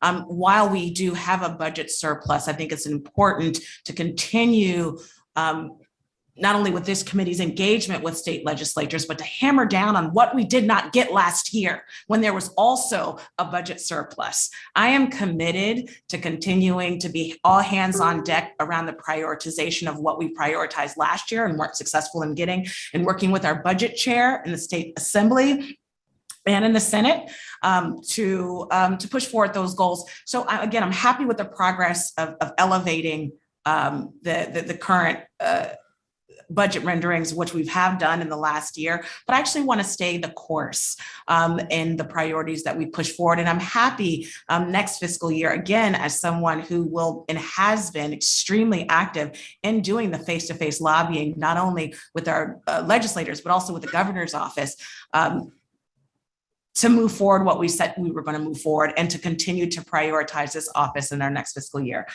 So I will not be voting no, but I will be voting to abstain. Thank you. Director Dufty. Thank you, Mr. Chairman and colleagues. I guess I'd like to offer my perspective, which is that when Director Allen brought this up, it was sent to committee and I supported that so that the audit committee would have the opportunity to consider it and bring it back to the board. And there is unanimous support from the audit committee members for this effort to provide additional resources to the Inspector General. I feel very good about the fact that at our last board meeting that we had Dennis Markham make a presentation about the performance team that is working under Pam Hairhold. And I think that they have an absolutely important role to play. And that is an office that has had to be rebuilt, as Dennis pointed out, because of the numbers of individuals who took the DRIP incentive program to retire early. The reality is that the Inspector General needs more resources. And I do think that with additional staffing, I'm hopeful that more of our board members can find points of engagement with the Inspector General. I think that, this is difficult to create a new function. It is a difficult role that someone has to play in being, someone who is adding value, but someone also who is a point of contact if people do want to make complaints or allegations about conduct or work at this agency. So I understand that a couple of colleagues have concern, but I would say that, this is a committee that meets. This is a committee that has public members on it. We have done what I think is a best practice. I don't know if BART committees have ever previously had public members with expertise. I am not an auditor. I am not a CPA, but Directors Allen, Saltzman, and myself, we've been on this committee for a significant period of time. We have dedicated ourselves, whereas many of our colleagues do not have committee meetings along those lines. So I guess I would ask some consideration or reconsideration on this item. I think that, we have come together and said, this is an appropriate approach and we're working on it through Rod Lee as the Assistant General Manager for Government and Public Affairs. And, I regret not speaking earlier on this item because I'm quite comfortable that I think that we should proceed with this. And, I appreciate my colleagues' consideration. Thank you, Director Dufty. All right, let me conclude by just saying that I support this for two reasons. First off, I feel that the work of the IG is necessary for good government transparency. They have the opportunity to find areas where we can improve as an agency. So I don't think we should ever shy away from that. The second is, I really do think we have to investigate non-fare revenue to relieve the impacts on our riders and our fares. We can't draw money additionally from our budget. This gives us an opportunity to help fund that office, but not put impact on our riders. So I definitely support it for those two reasons. And in fact, the Inspector General and I, during my presidency, had talked about, how do we move forward with trying to find alternatives for her office. So I'm glad to see this in front of us. I did have a question for staff. Is this advocacy efforts that we'll be undertaking for a one-time fix, or is this for a systemic continuing fix to allow for a permanent revenue stream?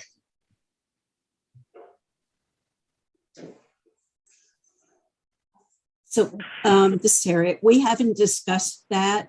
What I was asked to do was present something for the next 2 fiscal years, but it would definitely be helpful to have some sort of mechanism where the office, there's opportunity for the revenue for the office to increase as the need increases. And a lot of that will depend on the number of investigations that we are doing, which is always an unknown, especially as we start putting the marketing materials out and people become more aware. We have actually been getting quite a few complaints and we have a backlog of allegations. We try to be cognizant of what our mandate is and not investigate things that are not within the scope of our authority, but do due diligence in making that determination.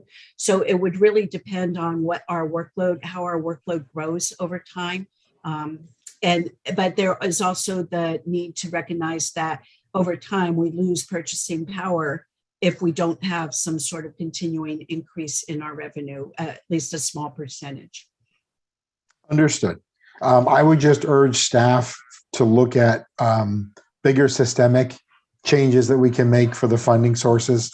I would hate for us to bring additional folks on board only to find that there is no money in 2 years. So I certainly think we need to look wisely into the future for that. So I certainly support this. And as the IG has mentioned, I certainly would caution against using your money wisely. Certainly if you encounter issues that are not in your wheelhouse for the Inspector General, for example, employee relations related things, let's make sure we're handling those off to HR and punting on those items. I really want you to focus on your core duties. So with that, I will ask the DSO, the District Secretary's office, to move to a vote.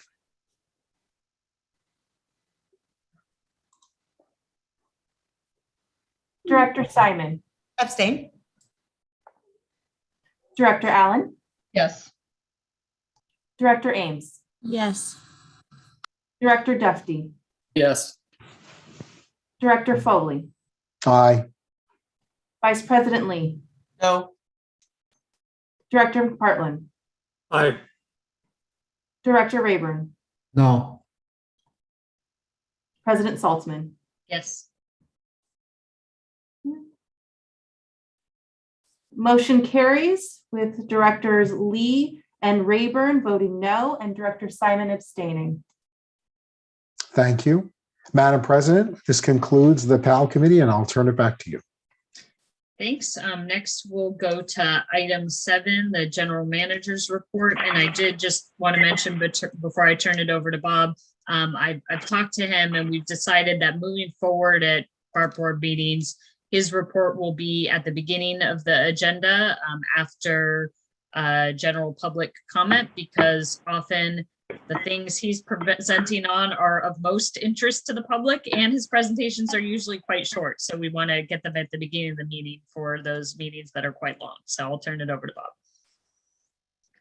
Thanks, President Saltzman, Vice President Lee. A couple updates here. So yesterday, the president, myself, and Director Simon, we met with the mayor for the city of Berkeley and the vice mayor. And what a great discussion, huh? We had two topics there. One was station modernization and, you know, what was done there and some potential opportunities in the future. But then that pivoted to a very robust discussion on progressive policing and social service partnerships and, you know, what we're doing. Our DC was there, DC Angela Averett was there. They were quite impressed. And, you know, turning to Bart, and Bart's model, you know, as the city of Berkeley, you know, has those discussions on where they're going to go with improving progressive policing. And I just thank you, Director Saltzman and Director Lee, for being there at that meeting, and DC Averett. It was very positive and very constructive as well. You got an email, all 9 of you got an email, an updated email from Val Minotti about our successful grants with AHSC. And we gave you a heads up it was going, and then Val followed up yesterday and closed the loop with you about it's been voted on and approved. So it was $36 million to Bart for transportation investments, and really focusing on funding 9 new cars, next generation fare gates, and some lighting and safety improvements. Just great. And a shout out for Shannon Dodge, who works for Val and really was the gatekeeper on all that data and the applications going in. It's very challenging and quite the job. And boy, what a success ratio she has had as she's led that effort for Bart. So Shannon Dodge, if you're listening, great work and stay the course there. Opening of the restrooms. You know, we've had several discussions both with when Mark Foley was president and now with President Saltzman. We're going to do the staged approach to starting to open the underground restrooms, right? And so the first one will be open, Powell Street will be opened, there will be a ceremony February 2nd. And you'll all get a notification. Have they already, Rod? They will, if you haven't, but that's going to be February 2nd. That's the very first one at Powell. Second one is 19th, and between Michael and Carl, we're tracking right now, it's going to be February 25th. So put that on your calendar. Director Rayburn, I believe that's your district there, but February 25th. Obviously, all are welcome there, but it is the systematic approach to reopening these underground restrooms. And back to the first topic, the mayor of the city of Berkeley was quite impressed that in calendar year 23, we would be getting that restroom there reopened again. So I talked to Shane and Sylvia the other day, and last Sunday, this is a good news story too. You know, Bart forces, you know, do a lot of work when we have when we single track, and last Sunday we were single tracking out on the C line, and they installed 680 feet of 34.5 cable trough. That's the trough that it runs in. You know, previously they were, you know, hovering around 500 feet of that. So they, you know, they went 200 feet more on one Sunday single tracking window. And really that's done through the leadership of Shane and Sylvia. And there's a guy out there that, Dave Shear. So if you're out there, Director McPartland, I think you might have met him when we were doing some work on the lower A line out there, but he's out there and he's in charge of that RR Structures crew. And just an excellent job, Dave, on getting 680 feet of that 34.5 cable trough in. So a quick vaccination update. We are at 98% vaccinated within Bart and have been fully vaccinated, and another 22 employees, another 0.5%, have received their first dose. And so when we started those discussions, I'll just remind everybody, we were at 80% vaccinated, and now we're at 98, you know, plus a 0.5. So pretty good.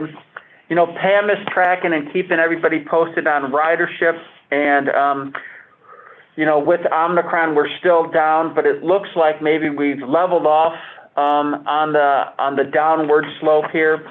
And hopefully, if the modeling is correct and, we're back on the upslope here, our ridership will start picking back up. But we will maintain our dashboards and get them to you on a regular basis there. So with that, President Saltzman and Vice President Lee, I will turn this back over to you. Thank you. And I see we have one public comment on this item, so we'll go to that. And I'm also going to do something I wouldn't usually do, which is reopen general public comment. We have a public commenter who has actually been here since the beginning of the meeting, but I think maybe didn't understand when general public comment came. So we'll open it back up for Bonnie Hall to speak after we allow Alita to speak on this item. Let's go to the public comments.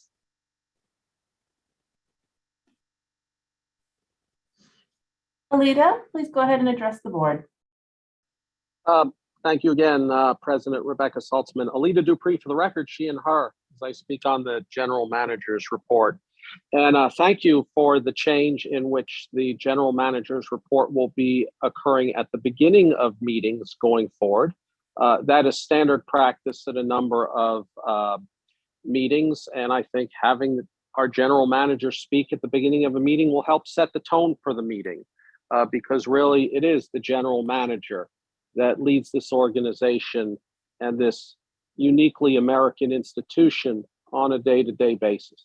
I'm pleased with the vaccination updates. Very, very important work.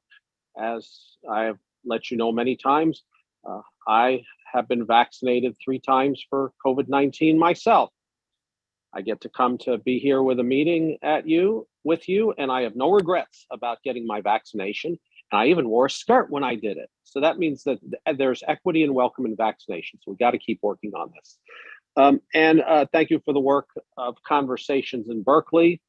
I've seen the construction, and we're talking about progressive policing because I want a BART that is going to be there when people are in distress. And I want a BART that is going to be there when people have their mobility challenges. The elevators and the escalators have to work. And so I think we talked about a lot of very good things in this report, and I'm certainly going to replay it later. But I think one reason why I enjoy listening to these reports, it's not just because it's important information, and it's not just because I support Bob as our general manager and enjoy seeing Bob in videos, especially with other transit agencies. It is because the things that are said in these videos are pertinent to this one central fact that underlies everything that BART is all about, and that BART is indeed the people's system. Thank you. Thank you. And I still don't see Bonnie Hall's hand raised, but I hope that we can still call on her, and I hope she's with us and can unmute. Yeah, I'm unmuted. Can you hear me? Yes, so I think your 3 minutes starts now. Go ahead. Okay, well, we have a proposal for the committee for BART's directors. By the way, welcome and thank you for hearing our report. I have sent some information, but one of the things I would like to describe is that we did not submit a formal proposal, even though it's written and it's ready to go, because we were concerned that we were all small companies and that BART would only pay attention to large companies. And so that was a little discouraging to us. But what we want to initiate is an online consultation forum that is aimed at soliciting opinions from the underserved communities in the Bay Area. And these are, I've outlined 3 phases to this plan where we use technology primarily to communicate. And the first phase is to initiate this forum for the opinions and ideas of the communities. And then the second phase of this is to engage the community in their participation. Innovation is going to help adjust the situation for Bart to communicate with this community and for the community to communicate with Bart, which we think is lacking or is not really helping. The third phase is to introduce the mechanics of the various forms of what we want to do, which is to create a system for each community to find sustainable income. And we also will be developing intellectual property that Bart can make use of for their sustainable income issues. So that is kind of the basis of everything that we're talking about. And I just wanted to make sure that we presented this idea to the board without having to go through some comparison with a big company that has a lot of resources. We are a great team. We are capable of accomplishing this innovative idea. And we can communicate effectively with each community. We will do that.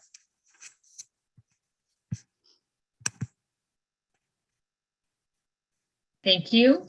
So that concludes public comment on this item and general public comments. And are there any director questions or comments on the general manager's report?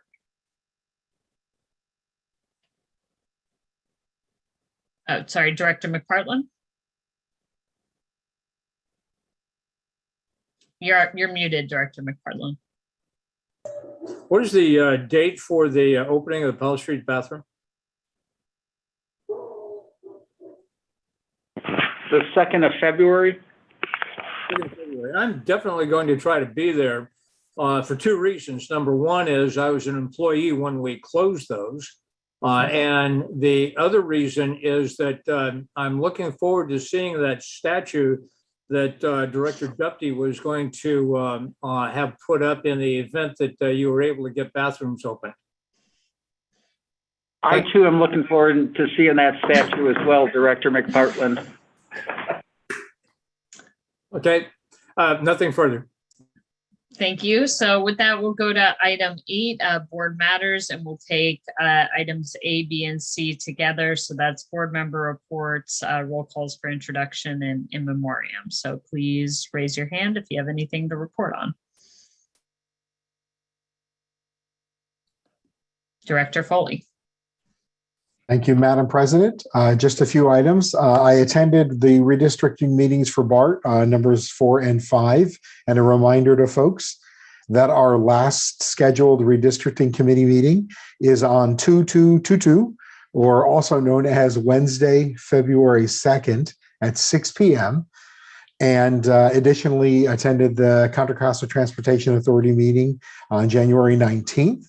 I want to remind my colleagues that your Form 460 semi-annual campaign statements are due on the 31st, so please do not be delinquent on those. And lastly, I had the opportunity to virtually attend the January Bart Police Citizen Review Board. And during the update, got some, really good feedback about the success of our Narcan program. A lot of deployments, but a lot of successful deployments. So I just wanted to commend staff for their work around that and ensuring that folks are safe.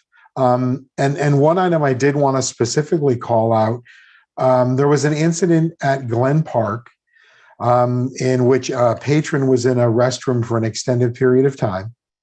Two of our officers arrived on scene to check on the patron, found that they were literally bleeding to death and sprung into action.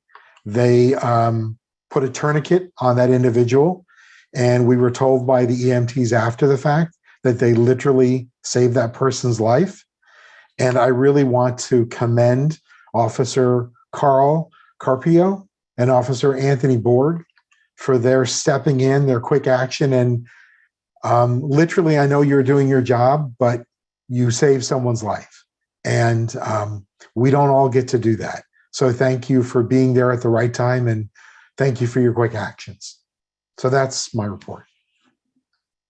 Thank you, Director Ames.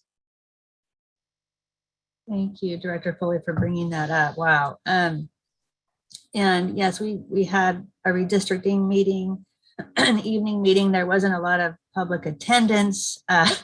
So I hope that we can get more outreach. I really don't know what else to do. I mean, we do social media, we've done newspaper ads. It's really difficult, and maybe it's just not an exciting topic, but we have a great consultant. They elaborated on all the different plans. We have now Plan C. There are some technical difficulties using the maps that people can create. They can create their own redistricting map. So the consultant's working on that, and I suggested they do some shorter video clips of how to use the maps, what the plans represent, and just kind of, so somebody doesn't have to go to the meeting and go through the entire meeting to get the data. And so the consultant might develop that with working with the district secretary's office, potentially, and just trying to make that website a little bit more effective for people to be engaged in the process. And I wanted to thank, as Bob Powers mentioned, the work, thank the staff, the Carrie Hillis in public relations, to all of the engineering staff and the engineering consultants. I'm working on line A. Essentially, because of the pandemic, we're able to do a lot of work replacing the 34 kV line. So we're basically meeting with the community. We met with the NAACP. We've met with the city of Hayward. We're meeting with Union City. And this work is essentially, all of the rail replacement. We see the ballast, the railroad ties, the electrical infrastructure, but also we're creating a rail yard at the Hayward Maintenance Complex. This is advancing our core capacity mission. And so we're also putting in a new substation and a new control center. These are a few years out, but it's a huge effort, very well coordinated. And to just say that staff really has notified like 15,000 people in the vicinity of the area. So it's just a tremendous effort on engineering and public relations. And so then also in memoriam, I wanted to dedicate the meeting to Michelle Alyssa Go, and just a few words on this. She was a Fremont resident. She went to American High School in Fremont, and just reading a brief news report about her here, because I didn't know her, but essentially it says Melissa Alyssa Go, who was pushed to her death in front of a Times Square subway train, is remembered as a compassionate woman who volunteered her time to help those less fortunate than her. We hope Michelle will be remembered for how she lived and not just how she died. The family added, she was a beautiful, brilliant, kind, and intelligent woman who loved her family and friends, loved to travel the world and help others. Her life was taken too soon in a senseless act of violence, and we pray that she gets the justice she deserves. So just wanted to end the meeting, or that dedicate this meeting to that. Thank you. Thank you. Director Rayburn? Yes. Let's see, am I unmuted? Yes, thank you, President Salzman. I attended the redistricting sessions, and one item I wish to raise is that the data, what's called the Bart population and demographic data by district, essentially this is the summary of what the maps represent. And those data are no longer posted on the website. At least they're not jumping off the screen at folks. So I think we need to put some bold lettering on the most important go-to parts. You enter the website, and it's a little bit befuddling to try to figure out, well, where are just the total population and the comparisons between the districts. So I'm asking the district secretary's office to work with the consultants and see that the data are reposted. If I may, Director Rayburn, yes, I will work on that to make it a little bit more conspicuous. I believe we have 3 links there, but we can work on trying to make that more apparent. Yeah, that particular set was on the website earlier, and I haven't seen it for the past week. Okay, I will double check for you. Thank you. Okay, Director McPartlin. Okay, thank you. I have 2 things to report on. Along with Director Ames, we both attended public meetings with the city of Hayward staff, as well as with the NAACP in relationship to track work that was going and system disruptions that we were anticipating for maintenance on the Hayward line. And there's a special kudos that has to go out to staffer Carrie Hillis by virtue of the fact that I received a follow-up phone call from the president of the Hayward, South Alameda County NAACP, saying that she's been getting a lot of presentations from Bart over the years, and it is the best presentation she has ever had. As the information was being rolled out, she had a cascading number of questions, and before she could ever ask a question, those questions were answered in the thorough presentation that was given by Mr. Hillis. And so kudos to him and congratulations.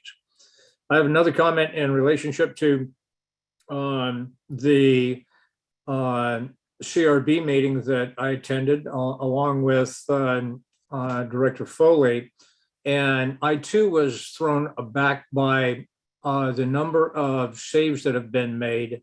And the good news, bad news associated with that is that with the presence of fentanyl, the risk of overdose from opiates is exponentially greater than it ever has been. And to put this thing into context of both scope as well as accolades for the life-saving acts of our law enforcement officers, is that I worked an entire career both as a firefighter and a paramedic.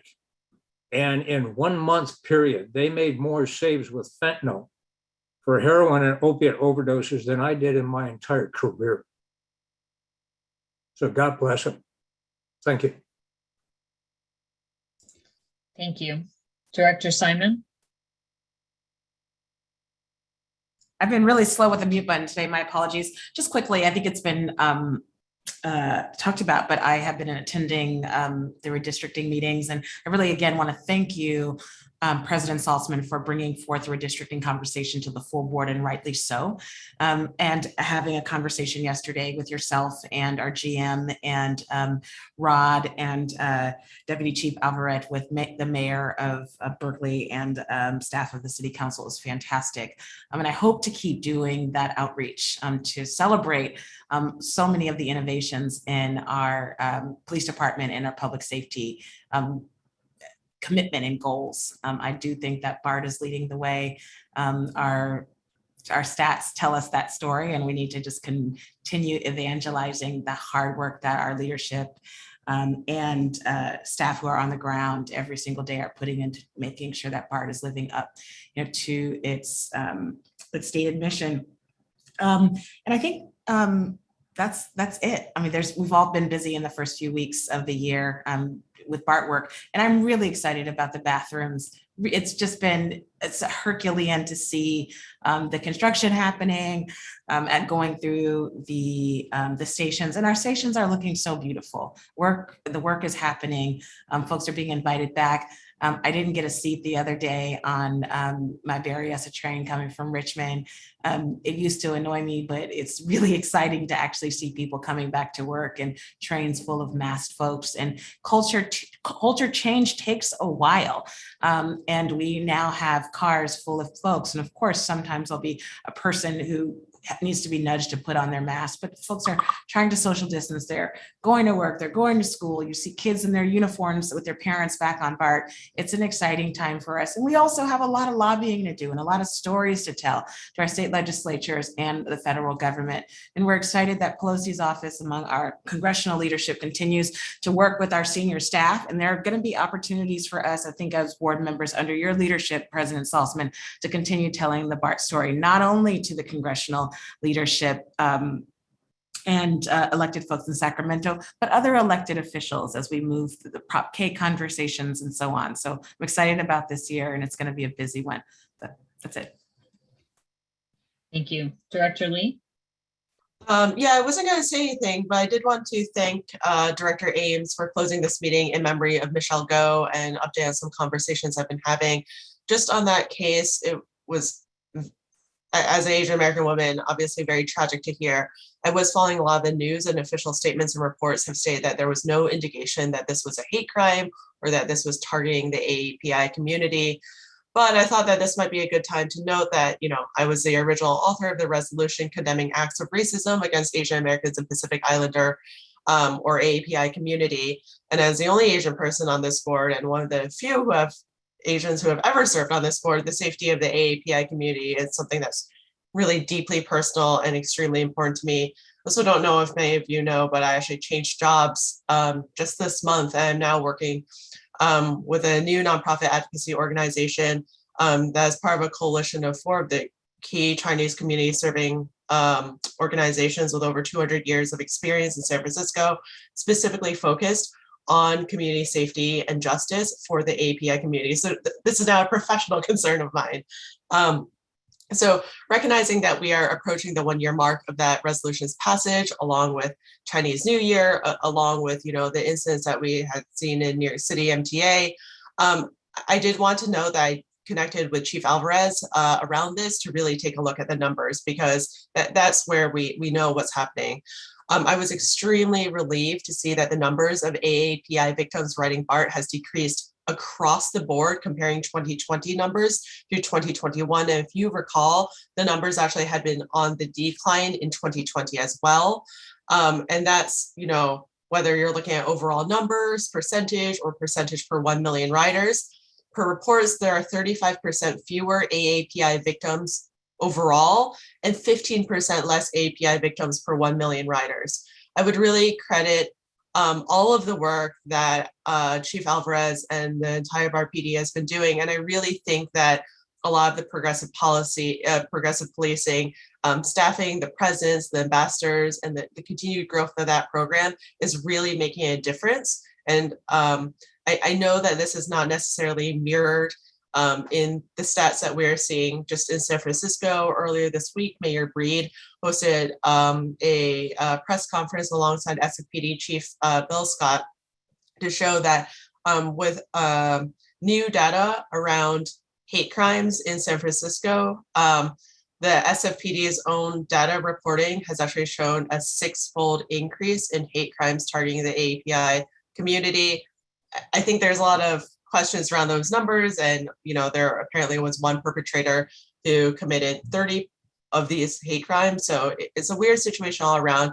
All that to say, I'm really proud of the work that BART is doing to make good on our promise in condemning acts of racism against the API community, and continue to look forward to working with the chief, with our GM, all BART staff to really uphold, you know, our safe transit policy and do what we can to make sure that BART is safe, not only for API riders, but as Alita often says, for all of us, because BART is a people system. So I'll end my comments there. Thank you. Thank you. Director Allen? Thank you, President Saltzman. CCTA, Contra Costa Transportation Authority meeting last week, and the only other that's the only attendance I have to report. But the question, and actually I did attend the redistricting meeting as well on Saturday night. And I do have a question about that, or actually a comment, and that is, first of all, the mapping, the tool where you can build your own map, it does not work. Okay, and I'm still waiting for consultants to tell me that they have fixed it. They're supposed to let me know. But that's a real problem because it's been that way for a while. And then the other thing is, I'm wondering on the outreach if the cities have been contacted, the city managers throughout our district, because I've reached out to a few of them and they had no idea we were going through this process. And some of them do want to engage in it. If I could answer the question, with my understanding as the chair, no, I don't think so. And thank you so much for bringing that up, because we absolutely should be connecting with city managers. My understanding is no, but that could be wrong. Rod, or anyone from the district secretary's office, I understood our outreach to be mainly public, but you bring up just an amazingly important point, and so I want to thank you for that. Anyone from the staff want to respond? I know that our consultants are not on right now. Directors, yes, our comprehensive listing of all the elected officials was shared with the district secretary's office. My understanding is that they did push the information out to all of the elected officials on every level, and we have seen some commentary on social media promoting the redistricting meetings based upon the outreach the DSO's office has done to the cities and to the counties. Can I ask a follow-up question? Was that just saying, because I did see some electeds promoting our very first meetings, and then at least what I've seen, it's dropped off. That might just be because we're having so many meetings and they're stopping promoting, but have they been alerted each time there's something new, and do they know that there are actual maps out there? Because in the first meetings, there weren't maps. Director, I defer to the Office of the District Secretary to respond to that question. Great. Hi, this is April. So I can confirm whether or not that was pushed out for the prior meetings, because I'm not sure, to be frank. And I will, though, make sure that for this upcoming meeting on the 2nd, that we do get that sent out. I will send it myself so that they know that they're aware. And I think it would be helpful to call out specifically that there are draft maps, and even for people who can't come to the meeting, they should look at the maps and comment. Right. I think providing the links to the draft maps is important because, as was mentioned early on, maybe some of them got something that said, hey, we're going to do redistricting, but I don't think that they understand where we're at now. The proposed maps actually do show line changes in some of these cities, and they need to be looking at that and understanding and presenting to their councils. I do know that the city of Clayton was very surprised. They've had some changes there in city manager and other personnel. So just pushing it out again comprehensively and letting the cities know that this is really approaching the end, I think is a good idea now. Thank you. So I just have a very brief report. Other things have been reported on, but just wanted to add that I spoke at the Albany Community Leaders Meeting last week, and they too, like Berkeley, were really interested in the progressive policing model that we have. So it's exciting to see as I continue to present about BART. It seems like everywhere I present, people are really grateful that we've started this and want to figure out how they can duplicate it.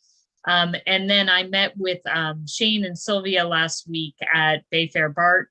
I had pointed out some issues there that really needed to be improved with the station. So I appreciated that they were willing to come meet me out at the station, and we went over one by one. They had already made some of the fixes, so I really like to see that. But there's just been such improvement to our stations throughout the system, and this was one where I felt like it was a little bit lacking, and I know it's a challenging station. So I'm glad to see that moving forward. If you guys are ever in the area or passing through, check out some of the improvements. I think it's made a really big difference. They're just little things, no big modernization, but sometimes getting some paint up, fixing some glass, taking out old signs, it can really make a difference to how a station feels. So if we don't have any other board member reports, we can move on to closed session under item 9. We have one item, which is public employee performance evaluation. Do we have any public comments on our closed session item? I do not see any hands raised at this time. Okay, so we will take a brief break and convene in closed session in 10 minutes. So that would be at 12 after 11. And I will see directors there. Thank you.